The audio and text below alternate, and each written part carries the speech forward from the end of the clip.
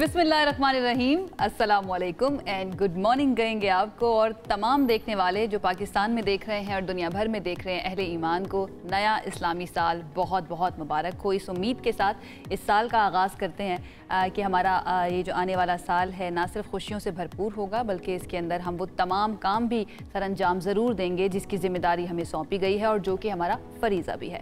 जुम्मा भी आपको मुबारक कहेंगे। मेरा नाम आयशा यूसुफ, मेरा नाम अनम अहमद है और मेरी तरफ से भी नया इस्लामी साल आप सबको बहुत मुबारक हो। आयशा मेरी तरफ से आपको भी मुबारक हो। मुहर्रम उल हराम का जो चांद है वो नज़र आ चुका है और मरकज़ी रोयत हिलाल कमेटी की जानिब से इस बात का ऐलान कर दिया गया था और इस हवाले से यौम आशूर जो है इस हिसाब से 6 जुलाई यानी कि इतवार को होने जा रही है जो नेक्स्ट संडे आएगा। बिल्कुल तो ऐसे ही ये अपने देखने वाले को मैं ये चाहती हूँ कि इस साल का आगाज़ जो है ना एक सवाल के साथ हम अपने आप से करें कि क्या हमने लास्ट ईयर जो अपने लिए गोल सेट किए थे क्या हमने अचीव कर लिया और क्या जो जिम्मेदारी हमें सौंपी गई है या जो हमारा मकसद हयात है जो अल्लाह ताला की तरफ से हमें बताया गया है जिसके लिए हमें इस दुनिया में भेजा गया है क्या हम उसको पूरा कर रहे हैं या फिर नहीं कर रहे हैं। अगले साल के लिए भी हमें गोल्स जो है वो सेट करने पड़ेंगे।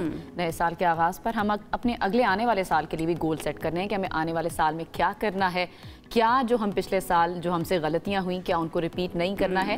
तो ये भी ज़रूर होता है। खुद एहतिसाब भी बहुत ज़्यादा ज़रूरी है। जी बिल्कुल, ये हमारा मैसेज है और हम कोशिश करेंगे कि इसके ऊपर अपने इस शो के अंदर भी बात करते रहें और डेफिनेटली आने वाले शोज़ के अंदर भी हम बात करते ही रहेंगे। वीकेंड भी है, आई होप कि वीकेंड की तैयारी जो है वो भी आपकी ज़बरदस्त तरीके से जारी होगी। लेकिन एक इम्पॉर्टेंट खबर जो कल आई अनम उससे हम आगाज़ कर लेते हैं, वो गज़ा के बारे में है और मीडिया की जानिब से रिपोर्ट की गई है और कहा गया है कि अमेरिका और इसराइल जो है गज़ा में जंग बंदी पर मुत्तफ़िक हो गए हैं और ये कहा जा रहा है कि 2 हफ्ते के अंदर अमन की राह हमवार होने का इम्कान है। गैर मुल्की मीडिया ने यह भी बताया कि ईरान पर अमरीकी हमले के बाद नेतन्याहू ने गज़ा जंग के खात्मे पर इत्तफाक कर लिया। हाँ, ये बड़ी खबर है अगर ऐसा हो जाता है, जो कि इसको इसराइली मीडिया रिपोर्ट कर रहा है। मिस्र समेत 4 खलीजी ममालिक हैं जी जो गज़ा का कंट्रोल संभालेंगे। हमास को गज़ा में इक़्तिदार में आने की इजाज़त जो है वो नहीं दी जाएगी। तो तमाम इसराइली मुग़वियों को रिहा किया जाएगा ये भी कहा जा रहा है और अमेरिका की गज़ा के लिए 8 अरब रुपए इमदादी फंड की मंजूरी भी दी जाएगी, ये दावा किया जा रहा है। अब देखना यह है कि इसमें कितनी सच्चाई है और ये किस हद तक कामयाब देखना यह है कि हमास जो है या फिर गज़ा के रहने वाले और फ़लस्तीन के रहने वाले जो हैं उनको ये मंजूर होगा या नहीं होगा। बहरहाल इसके ऊपर हमें कंप्लीट एनालिसिस लेना है और मुबस्सरीन इस पर क्या सोच रहे हैं। हमारा एक प्रॉपर सेगमेंट होगा, हम कोशिश करेंगे कि हम किसी सरकार को लें और उनसे जानें कि वो क्या सोच रहे हैं। आगे बढ़ते हैं और आपको बताएं कि पाकिस्तान खित्ते के अंदर क़याम अमन के लिए तामीरी किरदार अदा करता रहेगा। हम तो ये जानते ही हैं, लेकिन वज़ीर आज़म शहबाज शरीफ की जानिब से ये कहा गया है अमरीकी वज़ीर ख़ारजा से टेलीफोनिक गुफ्तगू के दौरान और वज़ीर आज़म ने सदर ट्रंप की जंग बंदी की कोशिशों को खिराज तहसीन पेश किया। जी हाँ, पाक भारत जंग बंदी में अमरीकी किरदार को भी उन्होंने सराहा है और अमरीकी वज़ीर ख़ारजा ये बोले कि मशरक़ वस्ता में अमन और इस्तेहकाम के लिए पाकिस्तान के साथ मिलकर काम करना चाहते हैं, जो कि खुशाइंद है। पाक अमरीका ताल्लुकात को तिजारती ताउन से मज़ीद मुस्तहकम बनाने पर भी इत्तफाक हुआ है। इससे पहले भी बात हुई और तिजारत को फ़रोग़ देने के हवाले से सदर डोनाल्ड ट्रंप के साथ वो भी बातें चल रही हैं जो पाकिस्तान के लिए बड़ा खुशाइंद है कि अमेरिका के साथ पाकिस्तान तिजारत बढ़ाए। और ट्रंप ने यह भी कहा था कि पाकिस्तानी बड़े ज़हीन लोग हैं, उनके साथ तिजारत करनी चाहिए। फील्ड मार्शल आसिम मुनीर की उन्होंने कई मरतबा तारीफ भी किया है। बहरहाल पाकिस्तान की बहुत ज़्यादा अचीवमेंट है कि इसके दौरान ताल्लुकात अल्हम्दुलिल्लाह किसी मुल्क के साथ, स्पेशली अगर हम सुपर पावर अमेरिका की बात करें तो उसके साथ ख़राब नहीं हो और अच्छे तरीके से आई होप हमारी मईशत के लिए भी बेहतर हो अगर ये ट्रेड शुरू हो जाती है। आप बात करी हैं तो कुछ मईशत के हवाले से बता देते हैं लोगों के लिए। जरूर बताइए क्या महंगा हो रहा है पेट्रोल डीजल और फर्नेस ऑयल। अच्छी चीज नहीं बतानी, अच्छी चीज नहीं है मेरे पास, महंगा ही होना बताना। महंगा हो रहा है, चले बताएं क्या क्या महंगा हो रहा है। ये तो हुकूमत डिसाइड करिए जी बजट में क्या महंगा हो रहा है। पेट्रोल डीजल और फर्नेस ऑयल मजीद अब महंगे होने जा रहे हैं। बजट में 2.5 रुपए फी लीटर कार्बन लेवी आयद होगी। साल 2026-27 में कार्बन लेवी बढ़ाकर 5 रुपए फी लीटर करने की जो है वो तजवीज़ दी गई है। फर्नेस ऑयल पर अलग से पेट्रोलियम लेवी आयद करने की भी तजवीज़ दी गई है। अच्छा, आपको पता है ना जब ये पेट्रोलियम मसनूआत महंगी होती हैं तो ये सिर्फ पेट्रोलियम मसनूआत तक इनका असर नहीं आता बल्कि तमाम शुबाए ज़िंदगी के ऊपर इसका असर आ जाता है। हमारी इस्तेमाल की चीज़ें जो है वो बहुत ज़्यादा महंगी हो जाती हैं। बहरहाल जी कार्बन लेवी का नाम तब्दील करके क्लाइमेट सपोर्ट रखने की भी मंजूरी दी गई है ना। यहाँ पर भी हमें कॉन्ट्रडिक्शन नजर आती है। एक तरफ आप कह रहे हैं हमें ग्रीन इकोनॉमी बनानी है और उसके लिए आप कार्बन लेवी आयद कर रहे हैं, लेकिन दूसरी तरफ आपने जी कर दिया जो सोलर पैनल्स हैं उनके ऊपर, आपने हाइब्रिड गाड़ियाँ जो हैं उनके ऊपर बहुत ज़्यादा ड्यूटी आयद कर दिया है। तो समझ नहीं आ रही है, please try to explain it ताकि हमें भी समझ आए। आगे बढ़ जाते हैं, मौसम की बात कर लेते हैं। मॉनसून बारिशों से मुल्क भर में मुख्तलिफ हादसात हुए हैं, अफसोसनाक की खबर है। और कहा जाए तकरीबन 15 अफराद की जानें चली गई हैं, 24 ज़ख्मी हैं। इस्लामाबाद में भी एक ऐसी खबर आई जिसके बाद काफ़ी एहतियात की ज़रूरत है। बिजली का एक पोल जो है वो गाड़ी पर गिर गया, जिसके नतीजे में 2 अफराद जाँ भाग हुए हैं और 2 ज़ख्मी भी हुए हैं। मेरे ख्याल से IJP रोड की तरफ ये पोल गिरा है और जिसमें बताया जा रहा है कि हलाकतें हुई हैं, जाँ भाग हुए हैं लोग। इसके अलावा अगर मुल्क भर की हम बात करें, ओकाड़ा में भी छत गिरी है, बच्ची जाँ भाग हुई है। चूनिया में 2 बहनें जो हैं वो मलबे तले दबकर दम तोड़ गई। जहलम में लोडर रिक्शा बरसाती नाले में बह गया है और 2 अफराद इसमें जाँ भाग हुए हैं, जबकि टंडुजाम में छत गिरने से 2 बच्चे चल बसे। इस तरह के हादसा जो हैं पूरे मुल्क से रिपोर्ट हो रहे हैं। कराची की अगर बात करें, वहाँ पर भी दीवार गिरी है और एक शख्स जाँ भाग हुआ है। कराची में इस तरह की काफ़ी खबरें सामने आई, जब बारिश होती है तो पानी आता है और इस तरह के मसाइल। कराची तो मैं खुद गुजार कर आई हूँ, एक्सपीरियंस करके आई हूँ। तो जब गर्मी होती है तो वो बहुत ही शदीद होती है, ट्रैफिक और फिर वहाँ पे इंफ्रास्ट्रक्चर, अगर हम रोड्स की बात करें उनका बहुत बुरा हाल है। और ऐसे में जब बारिश हो जाती है ना अनम, तो इतना बुरा हाल हो जाता है क्योंकि पानी बहुत ज़्यादा जमा हो जाता है, निकासी सही तरह से नहीं हो पाती है। इस वजह से ये अनफॉर्चुनेट इंसिडेंट्स जो है प्रॉपर सेगमेंट भी करेंगे, कराची के हवाले से करेंगे कि जानेंगे कि इतने सालों से लेकर आज तक हम क्यों अभी तक सिर्फ इन्हीं चीज़ों के ऊपर बात कर रहे हैं कि इंफ्रास्ट्रक्चर क्यों ठीक नहीं हो रहा है, वहाँ पर जो बिजली की तारें हैं वो प्रॉपर अपनी जगह पर क्यों नहीं जा रही हैं। कोशिश करेंगे कि इसके ऊपर हम बात करें, लेकिन थोड़ा सा बाकी इलाकों के बारे में भी आपको बता देते हैं। गोजरा, उमरकोट, यहाँ पर भी कहा जा रहा है कि शदीद बारिश हुई, जबकि इस्लामाबाद, रावलपिंडी, मरी, कलियात और आज़ाद कश्मीर में मजीद बारिश की पेशगोई की गई है। बालाई इलाकों की हम बात करें तो वहाँ पर नदी नालों में तुग़यानी और लैंड स्लाइडिंग का खदशा है। कराची में मानसून बारिश का जोरदार स्पेल, जिसका अभी हम जिक्र भी कर रहे थे।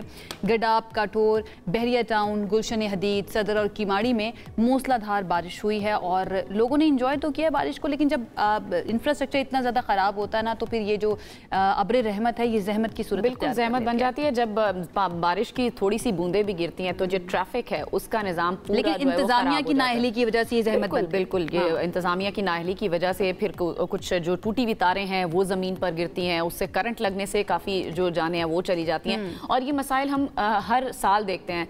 हर साल जब ये बारिशों का सीज़न आता है, जब भी बारिश होती है, तो ये हम यही चीज़ें रिपीट कर रहे होते हैं, लेकिन इंतजामिया जो है वो होश के नाखुन नहीं लेती, उनको नहीं पता लगता। तो इस पर हमने इस पर तफसील से भी बात करनी है। आगे सेगमेंट हमारा इसी बारे में है कि कराची में ये जो एक के बाद एक मसाइल जन्म लेते हैं बारिश के बाद, उसकी क्या वजूहात है, इस पर हम बात भी करेंगे। लेकिन आगे बढ़ते हैं, आपको बताते हैं कि पाकिस्तान विमेंस फुटबॉल टीम ने AFC विमेंस चैंपियनशिप 2026 क्वालिफायर के लिए तैयारियां जो हैं वो तेज़ कर दी हैं। क्वालिफायर्स 29 जून से 5 जुलाई तक इंडोनेशिया के शहर जकार्ता में खेले जाएंगे। वेल, आई होप कि अच्छी सी तैयारी हो, अच्छा सा जाके पाकिस्तान को रिप्रेजेंट करे। इन मैचेस की तैयारी के लिए कौमी टीम जो है वो जिना स्टेडियम इस्लामाबाद में तैयारियां कर रही है। इसके विजुअल्स भी हम आपको दिखा रहे हैं। और कौमी टीम अपना पहला मैच 29 जून को इंडोनेशिया में चाइनीज़ ताइपे के खिलाफ खेलेगी, यानी कि पहला जो मैच होने वाला है वो चाइनीज़ टीम के खिलाफ होने वाला है। तैयारियां जो है वो जोरों शोर से जारी रखी हुई हैं और वो कोशिश कर रही हैं कि ज़्यादा से ज़्यादा तैयारी करें और अच्छे तरीके से जो है ना आगे बढ़े। जापान ना लिए चले, जापान चलते हैं तो चाइना से जापान सीधा चलो चले जाते हैं जापान। जापान में जी एक खबर हमारे पास है जापान से, जहां पर एक मनचला रीच एयरपोर्ट में घुस गया और उस रीच की वजह से जो रनवे है एयरपोर्ट का उसको बंद करना पड़ गया और हजारों परवाजें, कई परवाजें कहा जाए तो गलत नहीं होगा कि जो मनसूख कर दी गई। अब सोशल मीडिया पर ये फुटेज वायरल हो रही है जिस पर रीच का एयरपोर्ट में दाखिल होने और हुक्काम से काबू करने की कोशिशों की जो वीडियो है वो आप देख भी सकते हैं अपनी टेलीविजन स्क्रीन पर। सार्फिन इसको काफी इंजॉय भी कर रहे हैं, तफरीह का बायस बन रही है, लेकिन वहाँ जो इंतजामिया थी ना उसकी दौड़े लग गई इस एंजॉय के चक्कर में। इंतजामिया ने तो नहीं एंजॉय किया होगा, वहाँ पे जो मुसाफिर बैठे हुए थे ना जिनकी बेचारों की परवाजें मनसूख हुई, उनको बहुत ज्यादा गुस्सा आ रहा होगा, लेकिन इस रीच ने बड़ा एंजॉय किया और अब जो देखने वाले हैं वो भी बहुत ज्यादा एंजॉय कर रहे हैं। जी अगली जो हमारी खबर है वो के लिए बड़ी इंपॉर्टेंट खबर है और बड़ी अच्छी इधर से अपडेट्स आई हैं और वो है शंघाई ताउन तंजीम के बारे में, जिसका वज़राए दिफा का इजलास हुआ और एक मरतबा फिर भारत के असल चेहरे को आलमी सतह पर बेनकाब कर दिया है पाकिस्तान ने। भारत ने चीन में होने वाले इजलास के मुश्तरका एलामिये पर दस्तखत न करके एक मरतबा फिर सबूत दिया कि वो इलाकाई मसाइल के हल के लिए मुश्तरका कोशिशें करने में संजीदा नहीं। जी हाँ बिल्कुल। भारतीय वजीर दिफा राजनाथ सिंह ने एलामिये में पहलगाम वाक़े का जिक्र शामिल ना होने को उन्होंने जवाज बनाया और उन्होंने कहा कि भाई मैं दस्तखत नहीं कर रहा इस पर। हालांकि सारी दुनिया ये बात जानती है आयशा के पहलगाम वाक़या खुद भारत का प्रोपेगेंडा था, फॉल्स फ्लैग ऑपरेशन था और इसकी शफाफियत क्या थी उस पर भी सवालिया निशान थे। एक गैर जानिबदार तहकीकात से वो हमेशा से भारत जो है वो कतराता रहा। पाकिस्तान ने पेशकश भी की थी कि आए इंटरनेशनल प्लेटफॉर्म पर आप तहकीकात करवाएं, लेकिन भारत जाहिर है झूठा प्रोपेगेंडा जब होता है तो आप कहाँ तहकीकात के लिए मानते हैं। बहरहाल जी, भारतीय मीडिया ने यह भी वावेला मचाया कि मुश्तरका एलामिये में भारत पर बलूचिस्तान में बिल वास्ता बदअमनी फैलाने का इल्जाम भी लगाया गया है, मगर इस बात से भी कोई इनकार नहीं कर सकता है कि भारत बलूचिस्तान में दहशत गर्दाना कार्रवाइयों में मुलव्विस रहा है और इसका वाज़ेह सबूत जो भारतीय एजेंट पाकिस्तान की गिरफ्त में अभी भी है, जीता जागता सबूत हमारे पास मौजूद है जनाब, अभी भी है। कुलभूषण यादव उसने ये एक्सेप्ट किया, कन्फेस किया है कि उसने पाकिस्तान के अंदर स्पेशली बलूचिस्तान के अंदर कैसे दहशत गर्दाना कार्रवाइयां सर्विंग ऑफिसर था भाई नेवी का। जी, ऐसे ही अब सवाल ये कि क्या भारत की इस जारहाना सिफारतकारी को अब दुनिया संजीदगी से ले रही है या नहीं ले रही, और ये पाकिस्तान की कितनी बड़ी कामयाबी है कि बलूचिस्तान का मामला जो है वहाँ पर दहशत गर्दी जो है उसको इस एलामे में शामिल किया गया, लेकिन पहलगाम वाक़े को शामिल नहीं किया गया। हमारे साथ मौजूद हैं सीनियर सहाफ़ी और तज्ज़ियाकार आमिर इलियास राना साहब, उनकी तरफ चलते हैं। थैंक यू सो मच हमें ज्वाइन करने के लिए। सबसे पहले तो व्हाट डू यू थिंक, कितनी बड़ी ये कामयाबी है पाकिस्तान की ऐसे इजलास के एलामिये में बलूचिस्तान के मामलात का शामिल होना और पहलगाम का शामिल ना होना? देखें, इशू ये है कि इंडिया को मुंह की खानी पड़ी है, और इस तरह जिस तरह उनको पहले हर जगह पे दहशतगर्दी के मामले में कनाडा ने काम शुरू किया और सुबकी होनी शुरू हुई, उनको टेररिस्ट करार दिया जाने लगा कि राह जो है वो मुख्तलिफ मुल्कों में जाके दहशतगर्दी कर रही है, और कनाडा की तरफ से तो बाज़ाब्ता तौर पे कहा गया, फिर अमेरिका में इन्वेस्टिगेशन हुई, बरतानिया में, ऑस्ट्रेलिया में, और फिर ये पहलगाम का वाक़या हुआ, दुनिया ने हमारी बात सुनना शुरू कर दी। हम तो पहले से कह रहे थे कि इंडिया ड्रामे करता है, पुलवामा वाला भी एक ड्रामा था, और पहलगाम पे तो फिर आलमी बरादरी साथ खड़ी हो गई। इंडिया ने जब 100 मुल्कों को ब्रीफिंग दी दिल्ली में, तो उन लोगों ने सवाल पूछा सबूत कहाँ है, तो वो पैटर्न बताने लग गए। तो वो बात आज तक इनके गले पड़ी हुई है, सबूत नहीं दे सके, जंग कर दी, जंग हार गए। सदर ट्रंप ने हमारे फील्ड मार्शल को ज़ाती तौर पे मदऊ भी किया, शुक्रिया भी अदा किया कि आपने 2 एटमी कुव्वतों को जंग से रोका, और हम तब रुके जब हम बरतरी पे थे, हम इंडिया को चारों शाने जंगी मैदान में चित कर चुके हुए थे। ऐसे में जब हमने कहा कि बिल्कुल ठीक है, हम तो ये चाहते ही नहीं है, बिलावल भुट्टो की सरबराही में पूरी दुनिया में हमारा वफ्द गया, यूरोपीय यूनियन में, बरतानिया, अमेरिका, हर जगह हमने सिर्फ एक बात कही कि हमसे इन्वेस्टिगेशन जिसने करानी है करा ले, लेकिन हमें बता दें कि हम जा रहे कहाँ पे हैं, और हम तो आए हैं अमन के लिए, बात करने के लिए। कि ये बात सदर साहब को भी, सदर ट्रंप को भी बड़ी पसंद आई। अब SCO कॉन्फ्रेंस हो गई और इतना बड़ा रीजनल फोरम है, वहां पे जो कुछ राजनाथ के साथ हुआ कि तकरीरें करते रहे, कोई बात शामिल ना हुई, एलामिये पे दस्तखत ना किए, नाराजगी का इजहार किया, किसी ने पूछा ही नहीं। और पाकिस्तान के अंदर जो बलूचिस्तान में इन्होंने ट्रेन की अगवा कराई थी BLA के जरिए, उसको शामिल कर लिया गया। तो मेरे ख्याल में क्या लगती है, क्या रीज़न है दुनिया जो है अब डिफरेंट तरीके से पाकिस्तान को परसीव कर रही है, या पाकिस्तान की सिफारतकारी को और पाकिस्तान के मौक़िफ़ को डिफरेंट तरीके से ले रही है? क्या इसका रीज़न एक ट्रंप का होना है, या फिर भारत क्योंकि खुद एक्सपोज हो गया इसलिए अब पाकिस्तान की बात को माना जा रहा है कि वाकई में पाकिस्तान ठीक कह रहा था? देखिए, मैंने आपको बताया ना कि इस पहलगाम के वाक़े से पहले दुनिया में इंडिया एक्सपोज हो चुका हुआ था कि ये दहशतगर्दी को एक्सपोर्ट कर रहे हैं। ऐसे में पाकिस्तान ने खड़े होकर, प्राइम मिनिस्टर शहबाज शरीफ ने काकूल अकेडमी से एक मैसेज दिया कि आए और इन्वेस्टिगेट कर लें, इंटरनेशनल ऑब्जर्वर आए, इन्वेस्टिगेटर आए, हमें कोई मसला नहीं है।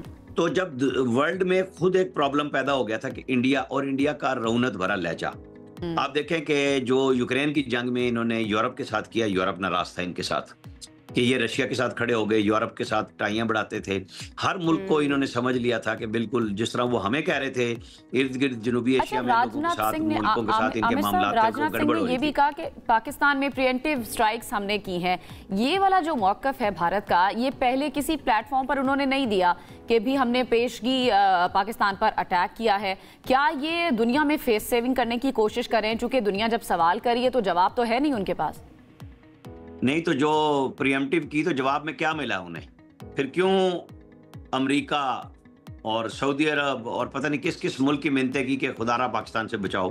4 घंटे की जंग में ये तो बिल्कुल जीरो हो चुके हुए थे, इनको समझ नहीं आ रही थी। अब इनके पास जवाब भी नहीं हो रहा, जवाब घड़ रहे हैं, इसलिए नित नए चीजें लेके आ रही हैं। इंडियन पूरी जो लगे हुए हैं इस काम पे। अब फिर कल एक ड्रामा किया गया है कि कोई पाकिस्तानी पकड़ लिए हैं, जैश के लोग पकड़ लिए हैं, सारा फ्रॉड बना रहे हैं वहाँ पे बैठ के। और पाकिस्तान तो बता चुका है कि हमारे बेशुमार बहुत सारे कैदी इनके पास मौजूद हैं, उनको भी ये इसमें यूज़ कर सकते हैं। जिस तंजीम का नाम लेके इन्होंने स्टार्ट में पहलगाम में हमारा नाम लिया, वो पाकिस्तान से कोई ताल्लुक नहीं रखती। उन्होंने भी बाद में कहा कि नहीं, हमारी तो वेबसाइट हैक कर ली गई थी, हमने कोई मैसेज नहीं दिया ऐसा कि हमने कोई ऐसा काम किया है। अच्छा, अब ये जो आज हम डिस्कस कर रहे हैं कि कल जो वहाँ पे हुआ एससीओ के अंदर, तो पाकिस्तान का तो वो मौकफ जो दुनिया मान चुकी है, जान चुकी है। इंडिया अब उसके अंदर अपने आप को बहुत बड़ा मुल्क साबित करते हुए बदमाशी की कोशिश कर रहा है, जो अब कोई मुल्क नहीं मान रहा। वहां पे बहस हो रही है कि इवन नेपाल ने भी कोई गुफ्तगू नहीं की इंडिया के साथ, जो बगल बच्चा था इनका बिल्कुल, और वो भी खामोश हो गया। ये बहस हो रही है सारी दुनिया में कि इंडिया के साथ खड़ा कौन है। अब आप बताएं कि जेडी वैंस जो हैं वो वहां मौजूद थे इंडिया में जब ये वाकया हुआ। इनका ख्याल ये था कि वाइस प्रेसिडेंट यूएसए के वहां मौजूद हैं और उनकी वाइफ जो है वो प्रैक्टिसिंग हिंदू हैं, तो हमारे लिए बड़ा फायदा होगा। लेकिन वो क्या फायदा दे सके? सच और खुला सच। फिर दुनिया में जुबान ताकत की समझी जाती है। पाकिस्तान ने अपनी माइट मनवाई है अल्हम्दुलिल्लाह। आमिर इलियास राणा साहब, जिस तरह आप भी बात कर रहे थे अभी कि कोई भी मुल्क इस वक्त भारत के साथ नहीं खड़ा हुआ। एससीओ के अगर मेंबर्स की हम बात करें तो 10 मेंबर्स हैं, 10 में से किसी एक ने भी भारत की हाँ में हाँ नहीं मिलाई है। ये कितनी बड़ी शर्मिंदगी है, और भारत को इस शर्मिंदगी जो इनके वफ्द आया था वो शर्मिंदगी मिटाने के लिए किस तरह से अपनी आवाम के आगे फेस सेविंग करेगा फिर? नहीं, अवाम को भी उन्होंने बेवकूफ बना के रखा हुआ है। उन्हें अवाम की कोई फिक्र होती तो ये हरकतें करते। पाकिस्तान की हमेशा से रही है कि हमें पुरअमन बकाए बामी के तहत रहना चाहिए, ताकि सोशल इश्यूज पे, अवाम के आम मसलों पे हल कर सके पैसे दिफा के अखराजात की बजाय। लेकिन ये इन्होंने फिर किया। दोनों मुल्कों के अखराजात बेपनाह बढ़ चुके हैं दिफा के। जाहिर है पाकिस्तान ने तो अपनी तैयारी की हुई है कि कितना बड़ा दुश्मन जो 5 गुना बड़ा है और हर तरह से हर उस गंदे काम में इन्वॉल्व है जिसका इल्जाम पाकिस्तान पे लगाता है कि दहशतगर्दी करते हैं, दहशतगर्दी को एक्सपोर्ट करते हैं। अब दुनिया ने मान ली।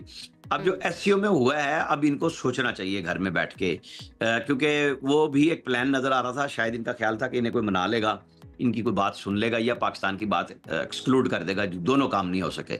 और वहां पे एक फॉल्स फ्लैग ऑपरेशन जो है, क्योंकि वो अमरनाथ यात्रा भी 3 जुलाई से शुरू हो रही है, तो इनका ख्याल था लोगों को फिर उकसाया जाए और गंद किया जाए, सिक्योरिटी लगा दी गई है। तो इन्हें घर बैठ के ठंडे पेटों सोचना चाहिए कि हमें करना क्या है, क्योंकि इससे फायदा कोई नहीं हो रहा, सुबकी हो रही है। बेशक ट्रंप कह रहे हैं, हमारे तरफ भी तारीफ कर रहे हैं, इंडिया की भी कर रहे हैं, लेकिन इंशाल्लाह वक्त जरूर आएगा जैसे जैसे हमें दुनिया से अलग किया गया, हमें इल्जामात लगा के किया गया, दुनिया समझ रही है, बात समझ रही है, हमारी जो कुव्वत नजर आई है जंगी फौजी तैयारी की। इंटरनली अगर भारत की बात करें तो जो मोदी का बयानिया है खित्ते में कशीदगी को बढ़ावा देना, मुसलमानों के खिलाफ जिस तरह से अपने लोगों को उकसा रहे हैं और जिस बिना पर वो वोट लेते हैं, आपको लगता है उनकी आवाम इस चीज को बाय कर रही है और आगे फिर मोदी सरकार ही आने वाली अगले इलेक्शन में? देखिए, अभी तो बिहार का इलेक्शन है, फिर अगली बार मोदी सरकार का और कांग्रेस का मुकाबला है। कांग्रेस कितने जोर से खड़ी होती है मुकाबले में। असल में तो अपोजिशन का भी अपना किरदार होता है कि वो क्या मोदी की इन बेवकूफियों के साथ इस बात पे चल सकेंगे। तो वो दे रहे हैं साथ के पूरा साल ही भारत के अंदर इलेक्शन चलता रहता है मुख्तलिफ रियासतों के अंदर, तो पाकिस्तान का क्या कसूर है? ये कल कोई और तज्जियाकार भी ये सवाल उठा रहे थे कि पाकिस्तान का क्या कसूर है? आपको जब भी फायदा चाहिए होता है अपने इलेक्शन के अंदर, आप पाकिस्तान के ऊपर कोई इल्जाम लगा देते हैं या कोई फॉल्स फ्लैग ऑपरेशन कर देते हैं। इसका क्या हल है? ये कैसे फिर दुनिया को जाकर बताएं हम? वो शाइनिंग इंडिया में जितने लोग बाथरूमों के लिए तरस रहे हैं, फिर रहे हैं, ये उनके सोचने का भी काम है कि हमें कहाँ बेच रहे हैं, फिल्मों में क्या दिखाया जाता है और दुनिया में हकीकत क्या है। आईटी इंडस्ट्री में बेशक पैसे बना रहे हैं, आर्टिफिशियल इंटेलिजेंस में बना रहे हैं, लेकिन लोगों के ऊपर तो नहीं ना लग रहा। वो तो एक खास मखसूस तबका पैसा बना रहा है और लेके जा रहा है, अयाशियों पे लुट रहा है उनकी। ये सवाल अब इंडिया के अंदर उठना चाहिए कि भाई ये जो आप सब कुछ हमें दिखाते हैं, ये है कहाँ पे, किस आम आदमी के लिए काम हुआ? पाकिस्तान ने तो अपने दिफा का बजट साबित किया कि वो दुरुस्त था इतने बड़े दुश्मन को गिराने के लिए। हमें अपने मामलात पे तवज्जो देने की जरूरत है कि यहाँ पे सियासी इस्तेकाम भी लाएं और यहाँ पे वो रास्ता बनाएं। जैसे अब इंडिया के साथ तिजारत का नेक्स्ट वीक एक मुतवक्को है कि पाकिस्तान का मुआहिदा हो जाएगा, तो उसके नतीजे में मिनरल्स की साइड पे SIFC लगी हुई है। अगर उसमें इन्वेस्टमेंट आ जाती है, पाकिस्तान लगा हुआ है दहशतगर्दी के कला कमा करने में, BLA के लिए भी और TTP के लिए भी, और बड़ी हद तक बड़ा ठीक ठाक किस्म का जारहाना एक्शन इस वक्त वहाँ पे जारी है। और जहां जरूरी होती है वहां ड्रोन भी यूज किए जाते हैं। हमने तो बिल्कुल बता दिया था तालिबान को भी अबूरी हुकूमत को कि अगर आप टीटीपी को सहारा देंगे और उनके कैंप्स होंगे, तो नवंबर में हमने उड़ाए थे, हम मजीद उड़ाएंगे, हम नहीं छोड़ेंगे। अब चाइना ने भी उनको समझाया है कि इस किस्म का फायदा कोई नहीं है, और इसी तरह की हिकमत अमली की जरूरत भी है पाकिस्तान को। बिल्कुल ठीक है, बहुत शुक्रिया। आमिर इलियास राना साहब हमारे साथ मौजूद थे। ये हिकमत अमली जो अपनाई जा रही है पाकिस्तान के लिए, ये बहुत ज़्यादा ज़रूरी है कि एक तो दहशत गर्दी का कलाकमा किया जाए और उसके साथ साथ अपनी मईशत के ऊपर तवज्जो दी जाए। और this is the right time, specially India Pakistan के कॉन्फ्लिक्ट के बाद, जब पाकिस्तान के बारे में जो है हर जगह पर बात की जा रही है। ट्रम्प जो है वो हर फोरम पर जाकर पाकिस्तान की बात कर रहे होते हैं, तो ये बहुत ज़्यादा इंपॉर्टेंट की तरफ बढ़ भी रहा है, उस जानिब जो रास्ता आप बात करिए इस्तेहकाम की जानिब, और जो अमन की जानिब रास्ता, ज़ाहिर अमन की जानिब हमने कदम उठाए हैं, लेकिन अब पाकिस्तान मौशी तौर पर भी स्टेबलाइजेशन की तरफ इंशाल्लाह। ट्रम्प की क्योंकि हम बात कर रहे हैं, हम ट्रम्प की बात कर रहे हैं, तो अगली स्टोरी में भी ट्रम्प जो है वो बहुत इंपॉर्टेंट फैक्टर है। वो ये है कि गजा पर 1.5 साल से इसराइली बमबारी जारी है, ज़मीनी कार्रवाई जारी है। इसके दौरान एक हैरान कुन इंकशाफ सामने आया। वो क्या है? इसराइली मीडिया ये दावा कर रहा है कि गजा जंग आइंदा 2 हफ्तों में ख़त्म हो जाएगी। अब सुनने को ये बहुत अच्छी खबर लगती है कि अल्लाह करे जल्द से जल्द की जंग ख़त्म हो जाए, लेकिन ये किन टर्म्स के ऊपर ख़त्म होगी, ये बड़ा अहम सवाल है। हमास की जगह 4 अरब ममालिक गजा का इंतजाम संभालेंगे, ये इसराइली मीडिया रिपोर्ट कर रहा है। पहले आपको बताते हैं, देन इसके ऊपर एनालिसिस लेंगे। रिपोर्ट ये बता रही है कि अमेरिकी सदर ट्रंप और इसराइली वज़ीर आज़म नेतन्याहू के दरमियान एक टेलीफोनिक गुफ्तगू हुई है, जिसमें जंग बंदी पर इतफाक किया गया है। और उन्होंने न सिर्फ गजा में जंग बंद करने पर बात की है, बल्कि सऊदी अरब, शाम के इसराइल से मुमकिन सिफारती ताल्लुकात पर भी गुफ्तगू हुई है। अब्राहम अकॉर्ड की एक मरतबा फिर से बात शुरू हो चुकी है ना। और इस जो मंसूबे की आप बात करिए, इसके मुताबिक हमास की क़यादत को जलावतन किया जाएगा। अब ये भी इस मंसूबे का हिस्सा है। गजा में मौजूद यरगमालियों को रिहा किया जाएगा, और जो फ़लस्तीनी है गजा छोड़ना चाहें उन्हें दूसरी रियासतों में मुंतकिल कर दिया जाएगा। अच्छा, मुत्तहिदा अरब अमारात, मिस्र, सऊदी अरब और शाम मुस्तकबिल में गजा का इंतजाम संभालेंगे, और इसके बदले में इसराइल 2 रियासती हल की मशरूत हिमायत करेगा, मगर मगरबी किनारे पर खुद मुख्तारी भी चाहेगा। सवाल ये है कि यहाँ पे फ़लस्तीन और फ़लस्तीन में रहने वाले या फ़लस्तीन की इंतजामिया जो है उनकी से कहाँ पर है, वो क्या चाहते हैं, क्या इसके बारे में कोई बात नहीं की जाएगी? अब हम जान लेते हैं। हमारे साथ मौजूद हैं साबिक सफ़ीर हैं, आलमी उमूर के माहिर हैं, डॉक्टर जमील अहमद खान साहब। उन्होंने हमें ज्वाइन किया। डॉक्टर साहब, थैंक यू सो मच हमें ज्वाइन करने के लिए। सबसे पहले तो ये जंगबंदी डेफिनेटली, सुबह खैर, गुड मॉर्निंग कहेंगे आपको, बहुत इंपॉर्टेंट है, बड़ी अच्छी खबर भी है। लेकिन अगेन ये किन टर्म्स के ऊपर जंगबंदी हो रही है? फ़लस्तीन या हमास या फिर फ़लस्तीन की इंतज़ामिया जो है उनकी से कहाँ पर है कि वो क्या करना चाहते हैं? जी, इसमें कोई गलतफहमी नहीं रहनी चाहिए। जिस नहज पर पहुंचा दिया है गजा को, और जिस नहज पर पहुंचा दिया है गजा की एडमिनिस्ट्रेशन को, जो कि हमास की एडमिनिस्ट्रेशन थी, उस नहज पर अब जो फ़लस्तीनी खुद हैं वो तो खाना लेने के लिए अपने अपने एक वक्त के खाने के लिए जब जाते हैं तो उनको दोबारा गोलियां मारी जाती हैं। ये दुनिया में इससे पहले कभी नहीं हुआ है। एक वक्त में 50-50, 60-60 उन लोगों को जो अपने हाथ में बर्तन लिए रोटी लेने के लिए, दाल लेने के लिए जा रहे हैं, जिसको कि इजराइल ने इसको अक़वाम मुत्तहिदा अलाउ किया था। और अब कल से और इन दिनों से इजराइल कहता है नहीं, हमने अपनी एक तंजीम बना ली है, तो उन्होंने तंजीम बना के उसके ज़रिए खाना वो डिस्ट्रीब्यूट कर रहे हैं, और चुन चुन के उसके ज़रिए जिनको वो समझते हैं कि उनके लिए मुस्तकबिल में कभी ख़तरा हो सकता है तो उनको मारा जा रहा है। तो ये आपके सवाल के जवाब में ये है कि जो गजा के मामलात हैं उसमें जब तक इजराइल की मर्जी और मंशा शामिल नहीं होगी तो जो बाकी 4 ममालिक को इंतजाम दिया जा रहा है वो भी नहीं होगा। हमास की से तो बिल्कुल ही ख़त्म करना चाहते थे, जो तकरीबन उन्होंने ख़त्म कर दी। अब देखते ये हैं कि हमास के बचे खुचे जो थोड़ी बहुत रह गई है उनके ताकत, उसके लिए क्या नेगोशिएशन की जाती है और किन ममालिक को इन्वॉल्व किया जाता है। ये कायरो टॉक्स जो हो रही थी वो दोबारा से रिज्यूम करने की भी बात की जा रही है, लेकिन जब इजराइल का कोई नुमाइंदा वहां पर नहीं जाएगा बात करने के लिए काहिरा में, तो आपको लगता है कि इन टॉक्स का कोई फ़ायदा है? क्योंकि हमास के जो अपॉइंटेड रिप्रेजेंटेटिव हैं इन टॉक्स के लिए, वो तो कह रहे हैं कि इजराइल का कोई नुमाइंदा आए तो हम बात करने के लिए वहां पर जाए ना।